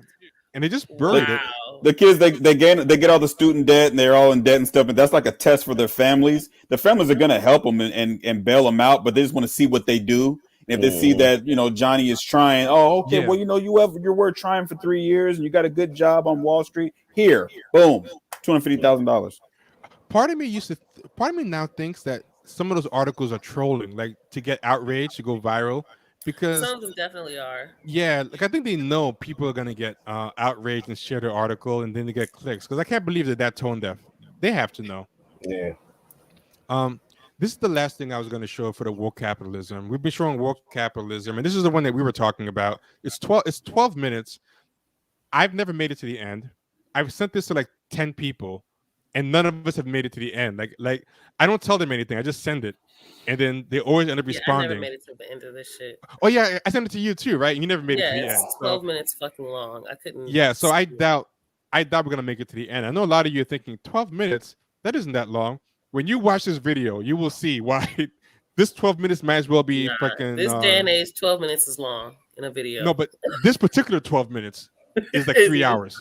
Yeah, 12 minutes is long in general, like you're saying, but this particular 12 minutes, there's so much woke garbage jargon in this thing. In just the first 4 minutes, like your brain starts to just melt. It's all marketing. Yeah, I almost like started going to Afropunk. I almost got a nose piercing by like the first minute of this thing. It was so bad. But listen to this. And so this is I should have hidden what the company was somehow to see if people could tell what the company is, but it doesn't matter because there's a Nike swoosh in the corner anyway. But this is supposed to be for Nike, right? Now, if you see this E5 in the bottom, that's episode 5. They have like episode after episode where they just talk about like Afro-punk, woke, social justice influencer topics. They have one about body positivity, nothing to do with sneakers. Like again, none of us have made it to the end. Maybe the last minute they show the craftsmanship of some sneakers and tell you the price. I don't know, but check this out. It's called Mixed Messages, and it has a bunch of influencers in it. And this is the series called Come Through. They're using that, trying to use some black lingo. So it's the series is Come Through. This is episode 5 of Nike's Come Through promotional campaign. Welcome to Come Through, the perfect formula of culture and community. Straight up sisterhood. I'm your host, Nia Simone. Today we're celebrating diversity, beauty, and the complexities of multiracial identities. That neo soul music is killing me. Yeah. Because this is literally like early 2000s. So ladies, let's late get this thing 90s. started. I'm so excited to learn about each of your unique experiences today. I want to open this one up to the group. How do you identify, and have you always felt comfortable in your identity? Growing up, people would tell me what I am, and they never allowed me to explain how I felt and how I think, how I identify myself as. So my whole life has just been an identity crisis. Now I feel like I can confidently say I'm African American and Japanese. Not black enough for the Japanese kids, not Japanese enough for the black kids. It's the same story all the time. Over and over again. American black Same culture tragic right now mulatto is story. just so rich and flavorful and just so colorful, and I'm so proud to be a part of that. And also the Japanese side, with over 10 years living in Japan and experiencing their culture. I feel so lucky to be a part of both. Raina, how about you? Honestly, I think it's always about That was a great catch, by the way, Vita. I didn't miss that. She said their culture, like she doesn't Right. feel like part of it. who you're around and how other people are She lived there 10 years. That says a lot. Right. perceiving you. Everywhere I've been, I've always been perceived as a mixed or black person. So it wasn't really a choice. Actually, Let's get this thing started. I want to back up real quick because I forgot something. I'm so we didn't talk about this. Their job titles: music / healer Right. / she What the / fuck they. is a healer? What does that mean? Because now you have to be multi-hyphenate. So even if you don't have multiple roles, you just make up shit. Just so that you can't just be one thing anymore.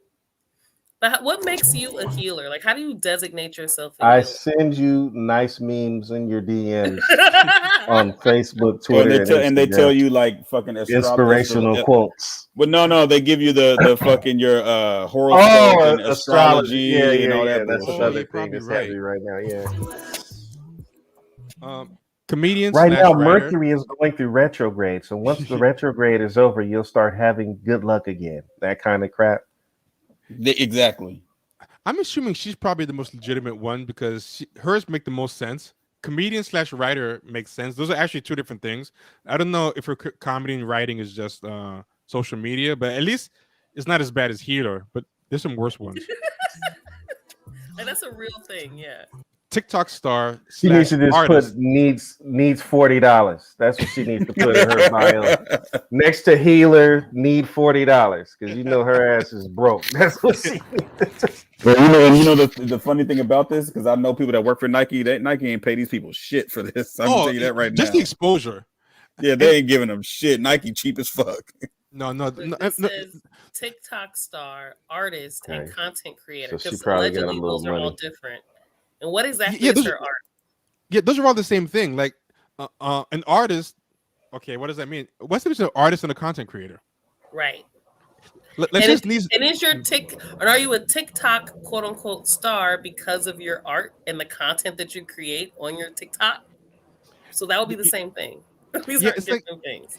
they have to put a slash in there. So it's like, you can't write TikTok star. You can't write artist. You can't write director. You gotta have that like, slash this, slash that. So yeah, she's creating stuff just so she can get that 2 slashes in there.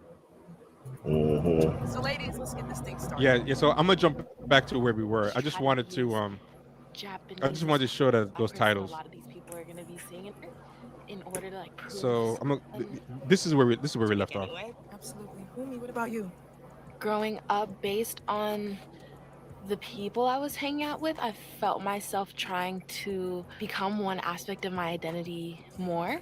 Too black in for the order to, Japanese like, kids prove something. or white I kids. grew up in a predominantly white community as well, so I knew like I'm probably the only black person a lot of these people are gonna be seeing in a while. So I got to step into that and like put all this pressure on myself to fit that. And then when I was with my mom's side of the family, who's all Japanese, I would just try to be as Japanese as possible, although there's no answer to what that is. And so as I've grown up, I've just started to step into just showing up as myself. In that instance, were you that person to? What does any of this mean anyway? I don't know. But... Absolutely nothing. It just means that I didn't grow up around black people. I don't know any black people. I didn't grow up around black people, and I don't give me a free pair of shoes. Notice that she did not say. That was the randomest shit. Give me a free dress. No, they probably paid him. They probably paid him. It's Nike. Okay, right. You notice Yeah, something she did not say though. Notice something she didn't say. She didn't say in her predominantly white community that she represented Japanese people. She said, I'll probably be the only black person in the all white community. Nowhere did she say in this all white community, I'll be the only Japanese or black person. She was very clear that she's black when she's around white people. Just wanted to point Great that out. catch. Yeah, great catch. Be a voice. Oh, probably also to add to what you said, she's probably black when she's around Asian people too. Of course she is. She didn't say anything about. Yeah. So she wasn't able to connect with the Asian people around either for whatever reason. So that's really interesting. So how equal are really both your cultures in forming your identity? For black people. Yeah, it was all of it. It was like being. Hold on. I'm gonna sure you guys saw the question. Were you that person to be a voice for black people? Be a voice for black people. Yeah, it was all of it. It was like being educated in my history. Hold on. They had a sound effect for all of it. Check it out. Look when the words pop be a up. voice for black people. Yeah, it was all of it. It was like being educated in my history, being educated in the politics, but then also feeling like I needed to be the most creative and the most like, I don't know, just like expressing all aspects of being black to its fullness with all this pressure on myself. Why are they showing the I words feel the like same that? way, Umi. I just feel like I don't want any labels on me. I'm just Lisa. All right, ladies. So I'm gonna fire. Yeah, how is any of this activism? It's all the most individualistic. Me. I'm Lisa. I'm part of anything. None of these people are talking about being a part of anything. They're all talking about how they actually don't fit in anywhere and how they're outcasts, and how at the end of the day, the solution to everything is individuality. If you notice, like they opened it up talking about community. Remember it said, come through, we talk about stuff of community. And these people talked about nothing about except how they don't fit into any community, which I find very ironic. This is the opposite. Because he doesn't want any labels, you see. Yeah, don't want labels, but being part of a community does mean having labels. You know what I mean? You're something, I'm just me, I'm just Umi. I've seen nothing here that actually shows these people. The only community, what these people have is not community, it's a support group. A support group is like a pseudo community. Like you're all there to talk about how alone you are. That's what these people have masquerading as community. They have a support group. It's trauma bonding. Yeah, it's trauma bonding, and it's a bunch of Black people who get together to commiserate about their token life. Before they go back to being a token. Like they get together, and they don't get together with other Black people to form a Black community. They get with other Black people to complain about non-Black people who didn't love them. But this group, there's a healer there. So why are they having those issues? Right. Exactly. I mean, she said she was a healer. That didn't mean she was going to actually do it. Oh, okay. No. They got to PayPal her first. If the Cash App. Oh, that's what she got a Cash App in her bio.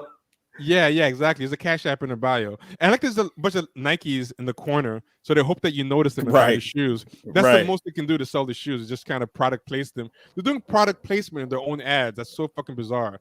Like in your own commercials, you're doing product placement and putting yourself in the background. But this gets worse. Like when I was talking to Vita about how these people just have talking points and they just answer it no matter what the question is, this is a great example in some of these people's answers. Fire off a stat for you guys. 1 in 2 people today are non-white, and Gen Z is poised to become the first majority minority generation. As Gen Z becomes more multiracial, how do you see this impacting representation in the U.S.? One thing I like is that they actually color-coded the people. So it goes from darkest in the top left to medium to extra light in the bottom right to the lightest. Like they did a very it's so superficial in optics. All of this, there's no substance to it. Wow. The people are just as much decorations as their backgrounds. Lisa? Yeah. I can just imagine how less lonely it is to go to school and see people that look like you and connect with people who have similar experiences, so that's great. I didn't even know that. I'm really excited for this generation. Yeah. Okay, she didn't even know the stats. She's like, "Oh, I didn't know that. Oh, that's nice." Like, how's that even a question? Sense, though, because 1 in 2 being non-white doesn't mean more people look like you. Exactly. Just because they're not white, one could be Pakistani, one could be East Asian, one could be Jamaican. Like this idea, just because you're not white, you're automatically bonding with that person. It's silly. Sure. Raina, can I get your thoughts on this? As someone who is kind of just beginning to work in entertainment, I don't know. I feel a little bit worried because we are seeing new shows come out that are like, queer and diverse and things like that. But it does still feel like a lot of the time there's a very particular kind of queer and kind. This answer we knew that was coming. Yeah, but does this actually answer the question that she asked, which is, how do you feel about this stat? Kind of diverse that is popular or that's acceptable to production companies and things like that. We're still seeing only pretty much able-bodied people on screen. So she's talking about queer, able-bodied, such and such, entertainment, but this has nothing to do with her question. Is how do you feel about this majority non-white stat? She just has her talking point. She's going to go into it. You're reading off a teleprompter. There's a long way exactly to go to actually make the... Either that or they answer the same answer to everything they're asked in every interview they do or in every tweet they do. So they just fall back to it when they can't think of an answer. I think this is like their crutch. Just to make media look like the actual world. For sure. Umi, would you like to chime in? I noticed when the staff is diverse as a whole, as a community, you make more decisions that feel like they represent more communities of people. So I just really resonate with the idea that it's more of a ground up approach. Yes. Well, I can say this, ladies, your Yes. voice matters. Use your voice to advocate for any and everyone, for yourselves and anyone that's coming behind you. Now, how has the past I think just throws it in there, like just to make it sound woke, but it doesn't mean anything. Hey, ladies, your voice matters, and advocate for them to do what? It doesn't matter. It's fine. Yeah, it does, right. almost 2 years of cultural shifts changed how you see yourself? Raina? I was This seeing an commercial's long interesting as fuck, shift. yo. Oh yeah, we're gonna stop it soon. This is the longest I've Here's gotten. 10 Black creators that you should. I'm just waiting to get to the Now part she's where they selling Twitter. 10 Black creators you should be following on Twitter. Yeah. No, shut up. Shit. I'm just waiting to get to the point with Black trans, because they work Black trans in there, like in such a way that's so inorganic. I just want to get to that part, and then we'll stop. Raina? I was seeing an interesting shift. I was being put on a lot of lists that were like, here's 10 Black creators that you should be following on Twitter and things like that. I was a little bit uncomfortable because there were a lot of times where I was like, I'm just not the person that you should be listening to right now. I'm not an educated activist. I'm a comedy writer. I'm a very light-skinned. I'm half white. I think I'm just seen as like the easiest to consume version of a Black woman.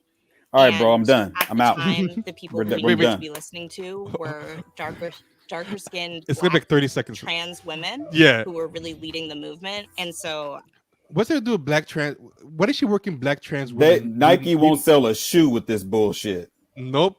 But the Black trans woman part leading the movement. Okay, what did it have to do with anything that was being asked? That's number one. What movement are Black trans women leading? Like they never say what movement they're leading. Twitter. Yeah, like there's just something that you say. You just say it. Like, yeah, Black trans women leading the movement. Again, I don't know what it to do with the question, but yeah, that's the end of woke capitalism. There's more examples from that series, but I'm not going to play them because I will kill myself after. But she pretty much just shit on herself because of the way she was born, because she's light skinned, half Black, half white, and not trans. She literally just basically said, "I'm worthless, and you should listen to them." Yeah, like who the fuck? But it's also insincere. But it's also insincere because she didn't put a Black trans woman in the place when they invited her. She didn't say, "Oh, I'm not going to show up and get this free exposure. Here's the Black trans woman you can call." She showed up. It's fake humbleness, as in I've got to give this preamble before I get the bag, so that I can get the bag. You know, it's like walking in backwards and saying you're leaving. You know, it must be so horrible to be mixed up in those groups. Oh my God, the reason why I say that is because she knows that she's gonna get it, right? Exactly. Like she knows that like it's gonna be somebody on Twitter that's gonna be like, yeah, but she's biracial, so she shouldn't be the one to be able to speak up on these issues. And then they're gonna get to tweeting at her, and then she's gonna have to respond. Like she knows that her in group is gonna be on her ass for this. That's why she did the preamble. Exactly. You know what it's like? It's like, you know, as a lawyer, you're supposed to always predict what the worst part of your case is, and you're supposed to work it in yourself and diffuse it before the other side brings it up. You don't want the other side to bring it up first. You want to bring it up and dismantle it yourself. Right. Or another example, like 8 Mile, where Eminem went ahead of Yeah, it's the same type of thing. She doesn't mean any of it. She's not going to turn down any opportunities. She's not going to, like, you know, give up her spot or whatever. And it's not going to appease the people that are going to come at her for that. You know what I'm saying? They're going to still.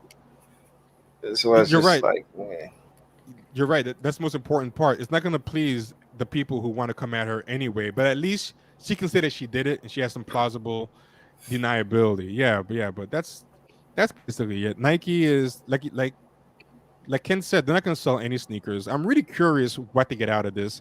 If it's a tax write-off, what they get out of the press.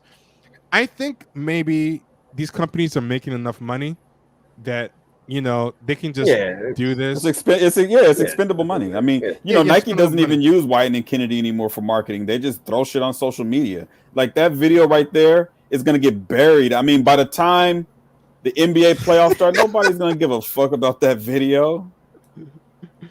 This is funny. It's a biracial ad. It's a biracial ad. Exactly.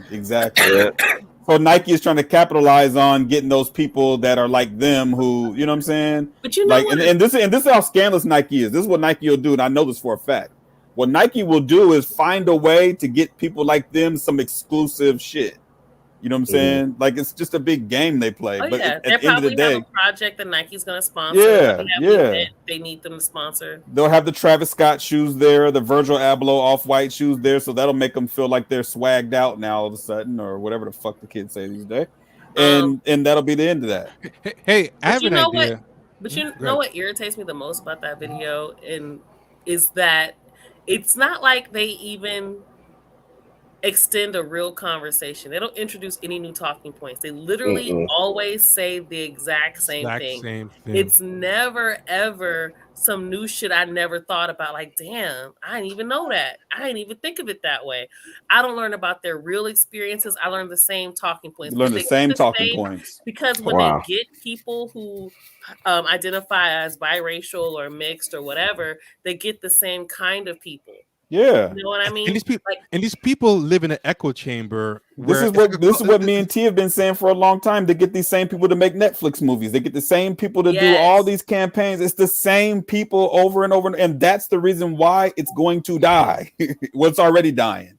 Right. Well, it's like cult logic. One thing that happens in cults, one of the major things is that they all start talking the same. Most cults end up having the same and there was a book called Cults in Our Midst, and it had a list of all the different parts of cults. I wish you could find it, the list, because basically everything in the list is applies to like the social justice group. And one of the things is you have to have in-group jargon and in-group talking points. And I'm gonna do something I've never done this before. None of us have gotten to the end. Actually, oh, this is interesting. Who put this up? You want to talk about it? Yeah, I did. Okay, please do. Because someone told me about it. I looked it up and thought it was interesting. So Paula Patton is her mother is white and her father is black, and she talks about why she finds the word to be offensive. And apparently, she said this back in 2010 in an article or some shit, right? So someone decided to bring it up again, and they asked her, if she basically felt the same way.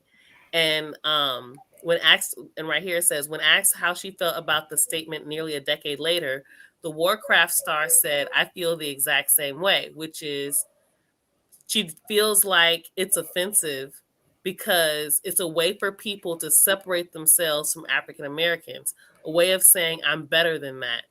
And so when they asked her about it again, she said, "Yeah, I still feel the same fucking way." And she says her mom told her that. Like, her mother told her the world's gonna see you as black, and that's who you are. And that's it. So I think Halle Berry said something similar, didn't she? I heard her say something similar too. Yeah, it sounds familiar. I'm pretty sure. But on Twitter, you can be whoever you want to be. Yep. What's his name said he wasn't even African American. Well, I mean, Dave Chappelle said he doesn't give a fuck because Twitter is not a real place. I love when he said that shit because that's how I feel. Twitter is not a real place. It's not real. Yeah, true. Yeah. It's very true. Here's one thing. Oh yeah, Bow Wow did say. I remember what he did. Wasn't he one of them niggas talking about he was Indian or something? And then they went and found his granddaddy picture, and that nigga was a nigga, just like everybody else. Like, first of all, how you find this granddaddy picture? Twitter's a trip. That's somebody Twitter, in his camp. Somebody in his camp. That's true. If people on Twitter use their skills for like actual important things, they'd be amazing because they'd be finding some crazy dirt on people. Lipstick Alley is the worst. Lipstick Alley, they should work for it. If I was in the CIA, I would just hire off Lipstick Alley because they will find everything. Lipstick Alley might be a CIA program. You never know. So people think some of these social media sites are really just CIA ops, just to see. After watching that Gil, what's that guy's video you had me watch? Gil Noble. Gil Noble, Like It Is, and listening to that FBI informant. After that shit, I'm convinced that 90% of the shit we interact with is somehow correlated with Fuck the yeah, especially FBI or Twitter. the CIA. Especially Twitter. Oh, Especially Twitter. absolutely. That's why when they kept banning me on Twitter, I was like, man, this shit ain't by coincidence, man. Yeah. It's not by coincidence, man. You know, so they know who we are. They know Champagne Sharks. They know all that shit. You know what I'm saying? Yeah, you know. And not only that, I guarantee you some of these fucking blue check weirdos have been contacted by the feds. Oh Guarantee it. Guarantee it. I'm sure, but at the same time, I'm also sure like they probably give up too, because these people. The only thing they're good for is sowing dissension and like dissipating energy, but they can't actually lead anybody anywhere. So they're too disorganized. Like they'd probably be bad at it because they want credit for being a snitch at the end of the day. They're like, hey, actually the CIA didn't actually give me credit. They didn't put me on the website for disrupting this operation. Yeah. Here's something I want to do before we leave, just out of curiosity. We should look at the last 30 seconds of that video. I'm just curious what they end with. I'm gonna go to the very last 30 seconds to see if they ever moved on to anything else. Hold on, because no one I know has finished that thing. It's hard to finish some of the shit you be sending me, T. I'm not gonna lie. Oh yeah. I mean, I don't finish it myself, but I don't because I hope someone else will finish it for me, and none of y'all ever do. I got further in that Phoebe Robinson shit, but that shit was horrible, man. I couldn't even finish. Oh, that was horrible. Oh yeah, for people who don't know, Phoebe Robinson from Two Dope Queens as a stand-up on HBO Max, and I've never seen anybody look so unhappy at their own comedy special. like she's bombing. She's bombing. I'm like, why didn't they just edit in laughs in here? Like, am I lying, Rita? Like, she's struggling. No, the audience like barely chuckles in the beginning, and then after a while, it's just kind of just like because it's like she tells a joke that there's a good setup, but then when she lands, it's horrible. Like doesn't even make sense. It's not funny. It borderline offensive. So let me guess. It was one of those comedy specials where there was a lot of clapping, right? Yes. Yeah. But even the clapping was like half-ass. Like the audience didn't even want to be there, and they're probably there for free. And they were like, "What the fuck is?" So this is like the last minute. Let's see if they say anything of interest. Their experiences with us. Stay tuned for our next episode where we'll get into more real talk with more. Why is there another episode? I'm Nia Simone, and thanks for coming. This is a whole series. This is episode 5. They have different 4 women every single time. They have. Oh my god! Remember? Yeah. They had an Afro Latino version. Yeah, they had an Afro Latino one. If you look in the corner, you see these 3 in the corner. Those are 3 episodes. Yeah, they made a whole series out of this, and it's been going on for like a year. So who knows how many episodes that they're up to? Well, that shows how irrelevant it is because I'm just now hearing about it. You guys know I fuck with Nike as far as hustling all the time. I've never heard of this shit before. Because this isn't for the sneakerheads and people who I are guess part so. of the consignment community. The people that put money in Nike's pockets. No. So this one is this one I'm not gonna play it because we've all suffered enough. But this is the latest one. Branding shit. Yeah, and this is Afro Latina. So this one is modern day mujeres. And then they see, I always find that shit to be weird when they do that weird thing where they just use one Spanish word. Yeah. It's like I hate that. Yeah, I don't know. I feel like that's borderline offensive, but it ain't my crew, so I just keep my mouth shut. It's like calling all Latino people Latinx. Right. But it's also stupid because no one does that in reverse. Like when Hispanic people say an English word, they make it sound Spanish. So if like Budweiser, like Puerto Ricans when I grew up were like Budweiser. They didn't say like, hey, the Damian Budweiser. Like they never switch to like an American accent for the English word and then go back to speaking Spanish. So it makes no sense. Like they have a special Hispanic pronunciation for every English word. It's just so corny and contrived sounding too. Like picture how weird it would be if every English word when someone's speaking a different language, it just like imagine a white girl with blonde hair being like, "Oh my god, I just love this segment, the modern day mujeres." Like just imagine that. Newscasters be the worst. Like today in Nicaragua, it's like, wow, just chill with that shit. This sounds so stupid. That's And it'd be the crazy. and it'd be the Latino newscasters would be doing it the most. You would think they'd be like the ones who would, be telling people to stop, but they'd be leaning into it. Yeah. But those same people, when they're speaking Spanish, I know they're not like just changing it to an American accent for the English words. So it's like just stop it. Yeah, but yeah, so that Afro Latina, they had body positivity. They had one called Money Moves. I don't know what that is. They had this one called We Did That. I don't even know what We Did That means. But It means yeah. you did some shit. Duh. It's probably taking credit for leading a movement. It's probably that. That's probably what it's about. Like but it just kind of like that Eyes on the Prize where the whole thing was about how important they are. Yeah. It's probably that because they love tooting their own horns. And yeah, I'm done. I have no more woke commercials. No, I'm done. We've been on here I'm for done. like 2.5 hours. So A lot longer than I thought we were gonna be. Same here. I think we did good. Mario left us. He pranked us for like half the show and then rolled out.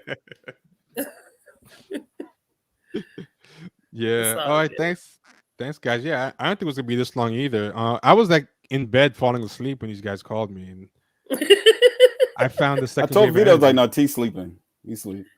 Yeah, but you did it. Yeah.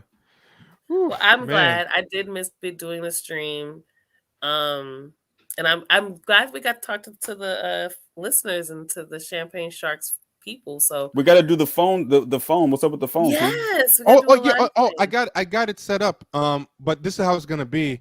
You got to become a patron to call into the show. That way we can discourage trolls. But then again, you never know. Someone might pay $5 just to troll. But that's true. Fuck it. Well, at least they gave us $5 to do it. So. That's true. But yeah, we're gonna drop it in the Discord, the call-in number. We actually bought the call-in number, so that's gonna be cool. And it's I get back on Discord. I was using it for a minute. Yeah, if you want to join the Discord, become a member at patreon.com/Champagne Sharks.